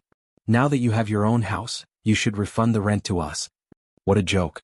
You 2 poor people can still have your own house in Shanghai. Don't tell me that you live in the villa over there. You would point at the villas next to them and laugh arrogantly, if you can buy a house there, I'll refund you 100 times the rent. But you poor bastards, you'll never be able to afford it in this lifetime. In his opinion, Jia Shirhan must be a poor person. No rich person would rent a house here. Qin Haodong's clothes were even more ordinary. He only had a few hundred yuan on him. In any case, he couldn't be compared to a rich person. Qin Haodong's face sank and said, hurry up and refund the remaining 3 months' rent, or you can't afford the consequences. Boy, how dare you talk to me like this? Do you know who I am? I am the sworn brother of the biker gang's boss. When my brother comes, I will skin you alive. Li Hui was talking with his saliva flying everywhere when suddenly a roar of motors came. More than a dozen motorcycles drove over quickly with a burst of smoke and dust. The leader was a Crown Prince motorcycle, and the person sitting on it was the boss of the biker gang, Xiong Taijun. When Li Hui saw those motorcycles, he immediately shouted arrogantly, boy, did you see that? My brother is here. You are in big trouble now. He did have a little relationship with Xiong Taijun, but they were not sworn brothers like he said. They were relatives who had nothing to do with each other. At this time, the motorcycle stopped in front of them.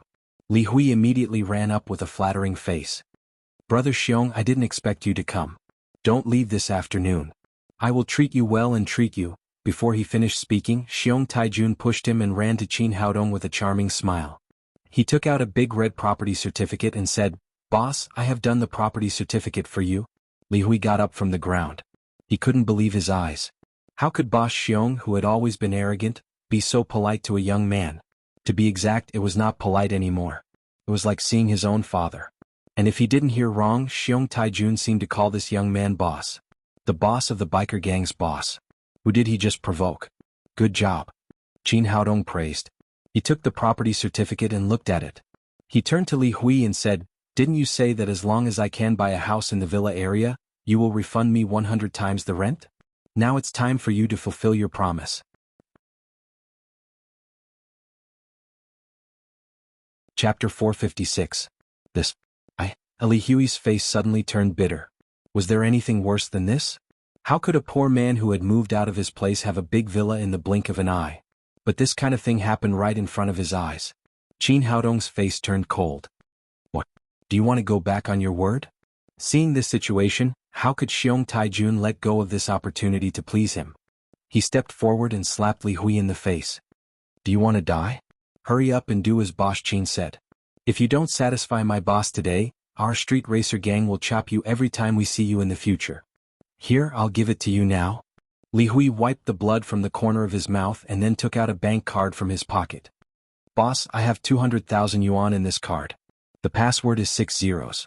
Please accept it. He really didn't have 150,000 yuan in cash, nor did he have a bank card with exactly 150,000 yuan. He was afraid that Xiong Taijun would really get mad and tear this place down. He could only bear the pain and take out the 200,000 yuan. Xiong Taijun grabbed the bank card and then handed it to Qin Haodong in a flattering manner. Boss, are you satisfied? If you are not satisfied, I will make this bastard bleed more. Qin Haodong took the card and handed it to Jia Shirhan. Take this money and use it as pocket money. Jia Shirhan was a little stunned. She only had 1,500 yuan in rent from Li Hui. Now, in the blink of an eye, it had increased more than 100 times to 200,000 yuan. However, she also knew that this money was completely from Qin Haodong. She quickly said, "This is the money you asked for. I can't take it. You heard it just now. This is 100 times the rent returned to you. You should take it." Qin Haodong saw that she was still a little hesitant, so he said, "Why are you still being polite to this kind of person? He is also black-hearted money. It would be a waste not to spend it." Jia Shirhan hesitated for a moment and finally took the bank card. Seeing that 200,000 yuan was gone just like that, Li Hui felt a pain in his heart. Originally, he thought that Jia Shirhan was a woman who was easy to bully, so he came over to extort another sum of money. He didn't expect that he wouldn't get the money. On the contrary, he would lose 200,000 yuan. Qin Haodong turned back and said to him, "Be honest in the future. The people who rent houses here are all poor people. Don't make things worse for them." Xiong Taijun also shouted, "Boss is teaching you a lesson, did you hear that? In the future, if I ever find out that you're doing such shameful things, I'll be the first to cripple you." I heard it. I won't do it again." Li Hui hurriedly nodded. From that day on, he really did not dare to casually increase the rent. It was not that he found his conscience, but he was afraid that if he met someone like Qin Haodong again, he would go bankrupt. After the matter was settled, Qin Haodong took the Crown Prince motorcycle from Xiong Taijun and rushed to his new house with Jia Shirhan. Arriving at the villa given by Huang Jianye, Qin Haodong couldn't help but secretly nod. After all, it was a big city like Shanghai. The villa was even better than his in Jiangnan City. The whole house was built in European style, which was both magnificent and artistic. This was a 4-story villa. There was a small courtyard of nearly 1,000 square meters outside, complete with facilities such as a gym and swimming pool. The most important thing was that the location of this villa was excellent. It was halfway up the mountain. Sitting in the room, one could have a panoramic view of the entire Shanghai Medical College. When they entered the door, Huang Jinlong was busy with the brothers of the Sanjiang Society. They moved all kinds of household appliances and daily necessities that they had just bought into the villa one by one. According to Ma Wenjua's instructions, they put them away one by one. When Qin Haodong entered the door, the whole villa was ready. He only needed to move in. Jia Shirhan's eyes lit up when she saw this house. She liked it very much and checked room by room. Ma Wenjua sat on the leather sofa in the living room with Qin Haodong. He put his arm around Qin Haodong's shoulder and said, "Dongzi, your house is really good. I like it." Qin Haodong said, "If you like it, then move in with us. Anyway, there are plenty of rooms here." Ma Wenjua punched him in the chest. "Come on, do you want me, a single dog, to watch you show off your love? I'm not looking for trouble." Qin Haodong said with a smile, "Then you should hurry up and find one. When you get married, I will also give you a villa. It's not that easy to find a girlfriend." Ma Wenjua spread out his hands and said with a helpless expression, "A man like me who is handsome and outstanding can't be attracted to ordinary women at all. There are too few women who can match me. Can you be more shameless?" Qin Haodong said jokingly, "There are not many women who can match a cheeky man like you." "How can I be cheeky? I'm just too outstanding. I admire myself." Ma Wenjua puffed up his chest and said, "You don't need to say that I'm handsome. If being handsome is a sin, then I'm the most sinful kind. Let's talk about ability. I am the owner of the Kailan Holy Body, a rare martial arts genius. Although I have only been practicing martial arts for less than 2 months, I have now reached the half-step to the supreme power realm." He looked at Qin Haodong with a smirk. "What do you think, Dongzi? Did you hear me clearly? I am now a half-step to the supreme power realm. Are you jealous? Are you jealous? But I'm so outstanding. You can't learn this kind of talent. It's useless to be jealous." Qin Haodong was slightly stunned. He really didn't notice it before. Now he found that Ma Wenzhua had reached the half-step to the supreme power realm. He had made such a high achievement in 2 months. No wonder this guy was so proud. People with the holy body were really enviable. The Kailan holy body was only ranked 8th among the top 10 holy bodies in the cultivation world, but its cultivation speed was as fast as a rocket. It had to be said that there were geniuses in this world. People with the holy body could cultivate more than 100 times faster than ordinary people. Ma Wenzhua's cultivation speed was really fast, but it was not entirely because of the Kailan holy body. Another reason was that Qin Haodong gave him the big spirit culturing pill like candy. This kind of treatment was rare even in the big sects in the cultivation world. Seeing that Qin Haodong didn't speak, Ma Wenzhua became more and more proud. How about it? Dongzi, are you scared by your brother's talent? How's your cultivation now? Are you embarrassed to say that you haven't made any progress recently? But don't worry, I will protect you in the future. As long as Brother Ma is here, no one can bully my brother. He was showing off unscrupulously when he suddenly felt a huge pressure enveloping him, making it difficult for him to breathe. Yo, what's your cultivation? Have you entered the supreme power realm? Ma Wenzhua looked at Qin Haodong in horror. Ever since his cultivation had entered the realm of half a step to the supreme power realm, he had never met a worthy opponent in Shanghai. He originally wanted to show off to his good brother, but who would have thought that Qin Haodong would not even need to make a move? Qin Haodong had suppressed him with his coercion alone. Qin Haodong stretched out his hand and patted Ma Wenzhua's cheek. My cultivation is not very high. I'm only a level 3 supreme power realm. A half step to the supreme power realm, like you can kill more than 100 people with one slap. Although having a holy body was enviable, he didn't want his brother to be too proud and delay the progress of his cultivation. Therefore he showed his cultivation and suppressed Ma Wenzhua's momentum. Ma Wenzhua came back to his senses. The pride on his face had already disappeared. He said angrily, This is too infuriating. How did you cultivate so quickly? Did you secretly eat the old lord's elixir? Qin Haodong said with a smile, You can't blame me. You're too stupid. Now, not only have I reached the 3rd level of the supreme power realm, but Xiaoxian and Momo are also at the 3rd level of the supreme power realm. So you have to hurry up and don't fall too far behind. What? How is that possible? Ma Wenzhua's face was full of disbelief. He could understand if Hu Xiaoxian had reached the 3rd level of the supreme power realm, but Lin Momo was an ordinary person who didn't know martial arts. How could she improve so much all of a sudden? He said, Dongzi, even if you want to attack me, you don't have to lie. How could Momo reach the 3rd level of the supreme power realm? Qin Haodong said, Forget it if you don't believe me. When Momo comes to Shanghai in a few days, you can try it with her. You'll suffer at that time. Seeing that he was serious, Ma Wenzhua asked again, Is what you said true? Of course it's true. Do I need to lie about this kind of thing? Ma Wenzhua's face was full of disappointment. This was too much of a blow. Originally, he thought that when he reached the half-step to the supreme power realm, he would be able to look down on the entire Daddy Security Company. He didn't expect that not only would he lose to Qin Haodong, but even Lin Momo would surpass him. After a moment of disappointment, he suddenly jumped up and pressed Qin Haodong down on the sofa.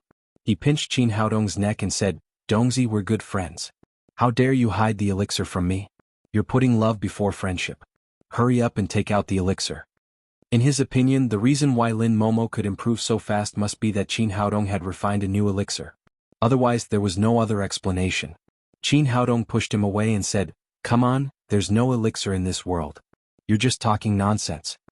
Ma Wenzhua put his arm around Qin Haodong's shoulder with a flattering face and said, Dongzi, don't lie to me. Without the elixir, how could Momo suddenly become a level 3 supreme power master from an ordinary person? You must have refined another good elixir. Hurry up and give me one. You can't be stingy. We're brothers. Qin Haodong had no choice but to say, There's really no elixir. I used a secret method to help Momo and Xiaoxian improve their cultivation. After listening to him, Ma Wenzhua did not give up. On the contrary, his eyes became brighter and brighter. I was wondering how they could improve so fast. In terms of qualifications, they are definitely not as good as my Kailan holy body. Must be you who helped them. He grabbed Qin Haodong's arm and said, I don't care. Anyway, you can't abandon your brothers and women. Hurry up and help me improve. Seeing Ma Wenzhua's face that was almost drooling, Qin Haodong couldn't help but feel a chill. He pushed him away and said, No, you absolutely can't. Ma Wenzhua said angrily, You're such a heartless guy. If they can do it, why can't I? Then he pounced on Qin Haodong again and the two of them rolled on the sofa.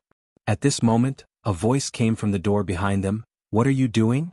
Qin Haodong pushed Ma Wenjue out. When he saw Jia Shihan's strange expression, he was annoyed. Could it be that this girl misunderstood that he had a special hobby? He said awkwardly, "Don't get me wrong. We're just joking."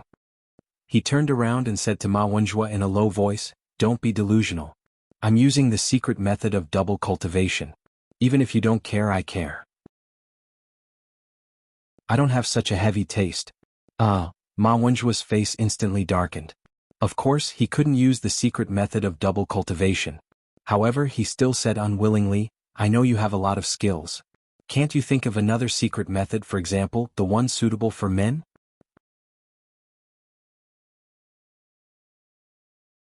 Chapter 457. Qin Haodong said, "What are you thinking about?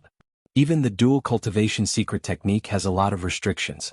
If it's so easy to create a grandmaster, who would want to cultivate it?" Ma Wenjue thought about it and agreed.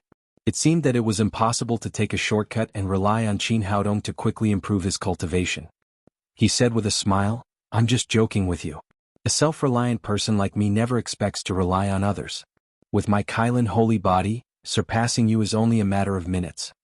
Watching the two people bicker, Jia Shihan's expression did not change much, but there was a faint smile on the corner of her mouth.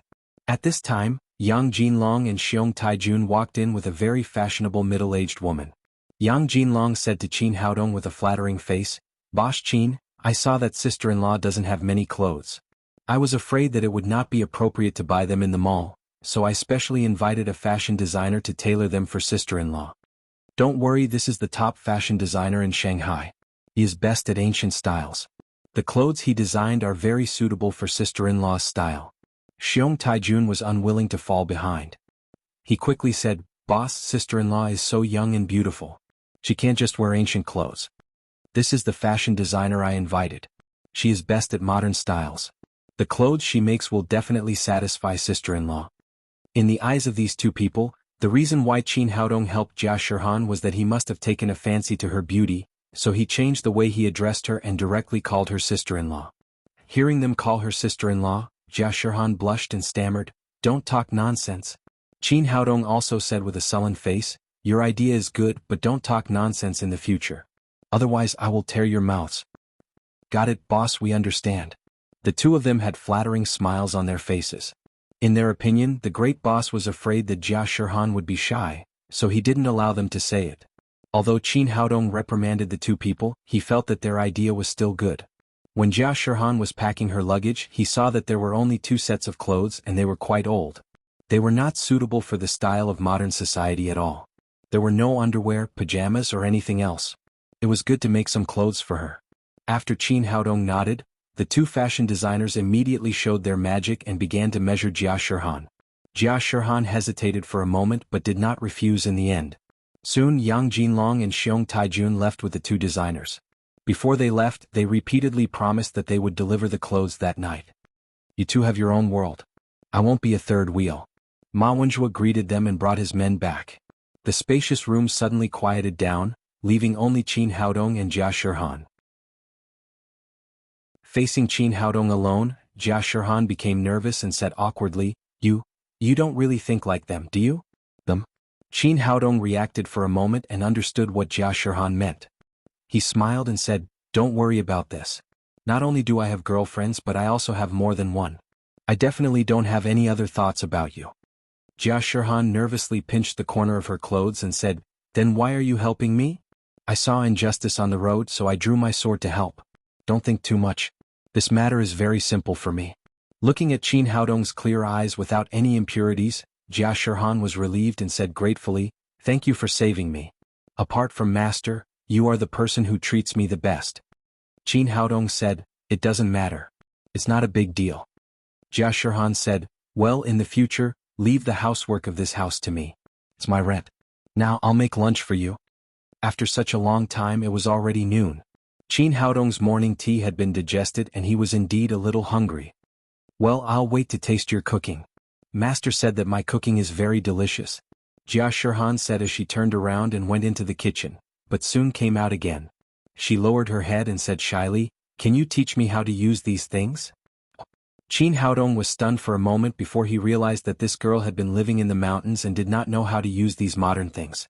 So he went into the kitchen and taught Jia Shirhan the use of modern things such as rice cookers, refrigerators, gas stoves, induction cookers, and range hoods from beginning to end. How is it? Do you know how to use them now? Yes? Jia Shirhan nodded. I'm sorry, I haven't used these things before. I've troubled you. After that, she opened the refrigerator, took out 2 tomatoes from it, and cut them. Seeing that Jia Shirhan was busy cooking, Qin Haodong turned around and went into the bathroom. After tossing and turning for the whole morning, his body was covered with a lot of dust.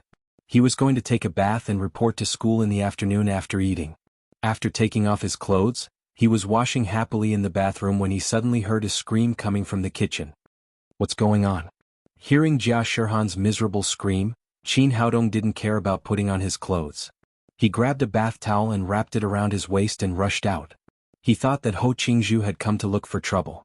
When he rushed to the kitchen, he found that Jia Shirhan's body was on fire. Although she was constantly padding, the clothes on her body were constantly on fire. It was more important to save people. Qin Haodong quickly tore off the clothes on Jia Shirhan's body that were on fire, and casually poured a basin of water that had just been washed from the vegetables on her head. Only then did the fire on her body extinguish. Both of them breathed a sigh of relief when the danger was lifted, but at this time, Jia Shirhan screamed again. It turned out that Qin Haodong was in a hurry to save people just now, so he tore off all the burned and tattered clothes on her body, leaving only a red bellyband and a pair of floral shorts. At this time they were exposed in front of Qin Haodong. She had never faced a man like this since she was a child. She instinctively hugged her chest with her hands. Who knew that she would touch the skin that had just been burned, so she screamed again. Don't move. The skin on your body is injured. Don't move. Qin Haodong hurriedly stopped Jia Shirhan. As a doctor, he was very clear about the seriousness of skin burns. If she moved, it was easy to cause the injured skin to fall off, and the treatment would be very troublesome. Jia Shirhan, who had just suffered a loss, didn't know whether to move or not. She stood there extremely awkwardly. Except for the TV series, Qin Haodong had never seen a woman wearing a bellyband. He couldn't help but take a few more glances. At this time, the bellyband had been burned full of holes, and it couldn't cover up the high curve of her chest. He couldn't help but think in his heart, I didn't expect that this little girl, who is gentle and quiet, is so hot. However, when he saw the burned skin on Jia Shirhan's body, his expression immediately became serious. He didn't expect that in such a short period of time, such serious burns would be caused. From her face to her body, there were light and serious injuries. The burned skin formed a sharp contrast with the white and tender skin next to it, which made people's hearts palpitate. He asked, what's going on? Why did it suddenly catch fire? Jia Shirhan endured the severe pain in her body, pointed to the gas stove and said, I don't know. I just wanted to light a fire to cook, but I didn't expect it to catch fire all of a sudden. Qin Haodong looked at the burning gas stove and suddenly understood. Although she had learned to light the gas stove, she had forgotten the order. She first turned on the gas, then went to get the vegetables and then lit the fire. Because the interval was too long, there was more gas leakage, leading to a small-scale gas explosion. At this time Jia Shirhan cried nervously, How is it? Am I disfigured? Why does my face hurt so much? Although there were several serious burns on her body, as a woman, she was most concerned about her appearance. Don't worry, it's okay. I'm a doctor. I'll cure you soon. After Qin Haodong finished speaking, he turned off the gas stove and returned to the living room with Jia Shirhan. There are too many burns on your body. Don't move around. Just stand like this. I'll come back to treat you when I'm ready. After Qin Haodong told Jia Shirhan, he took hot water, towels, scissors and other items. He also took out a bottle of burn ointment from the divine ring. This bottle of burn ointment was originally prepared for the little fellow. It used a unique formula of the cultivation world and many precious medicinal materials. It had a magical effect on treating burns. Jia Shirhan saw him take out the ointment and said, My face, you must cure my face first. It doesn't matter. Your burns are not too serious. They can be cured. As Qin Haodong spoke, he picked up a little green burn ointment with his finger and gently smeared it on the burned left cheek. As he smeared it, he used green with genuine qi. Jia Shirhan originally felt a burning pain on her left cheek. When the ointment was smeared, she immediately felt cool and very comfortable. She couldn't help but say, Brother, your medical skills are really good. I told you that this is just a small injury. It will heal in minutes. As Qin Haodong spoke, he slowly applied the burn ointment to Jia Shirhan from top to bottom. As the part of the ointment gradually moved down, Jia Shirhan's body slowly tensed up because the current position was getting closer and closer to her chest. Qin Haodong finished applying the ointment to the burns on her neck and both sides of her shoulders. Then he said, "Your belly band hinders the treatment. Can you take it off?" "No." Jia Shirhan cried out reflexively. If she took off her belly band, her chest would be completely exposed. She had never been seen by anyone else in her life, let alone a man. "But your belly band is stuck to the burned skin. If you don't take it off, there's no way to treat it." Qin Haodong tried to persuade her. "Don't worry, I'm a doctor. A doctor has the heart of a parent. I definitely won't have any other ideas." Jia Shirhan was still nervous. She said in a trembling voice, "Can you give me the ointment? I'll apply it myself." "That won't do." Qin Haodong said, "The skin on your chest is the most seriously injured. If you don't know medical skills, it will easily hurt the skin. At that time it will aggravate the injury." There was one thing he hadn't explained. This ointment had to be combined with green wood genuine qi to achieve the best effect. Although ordinary people could also use it to cure burns, the effect would be greatly reduced, and the healing time of the skin would be greatly extended. But, although she knew that this was needed for treatment, Jia Shirhan still couldn't calmly expose her body. Under the tension, the skin all over her body turned red.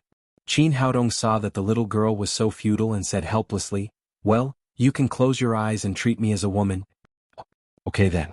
Jia Shirhan seemed to have found a way to avoid shyness and closed her eyes cooperatively. "That works?" Qin Haodong was amused. Originally he just said it casually.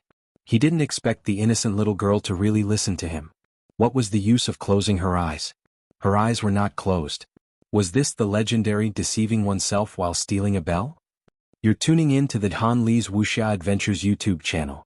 We're so grateful for your support, and don't forget to subscribe to join us on this incredible journey through captivating stories.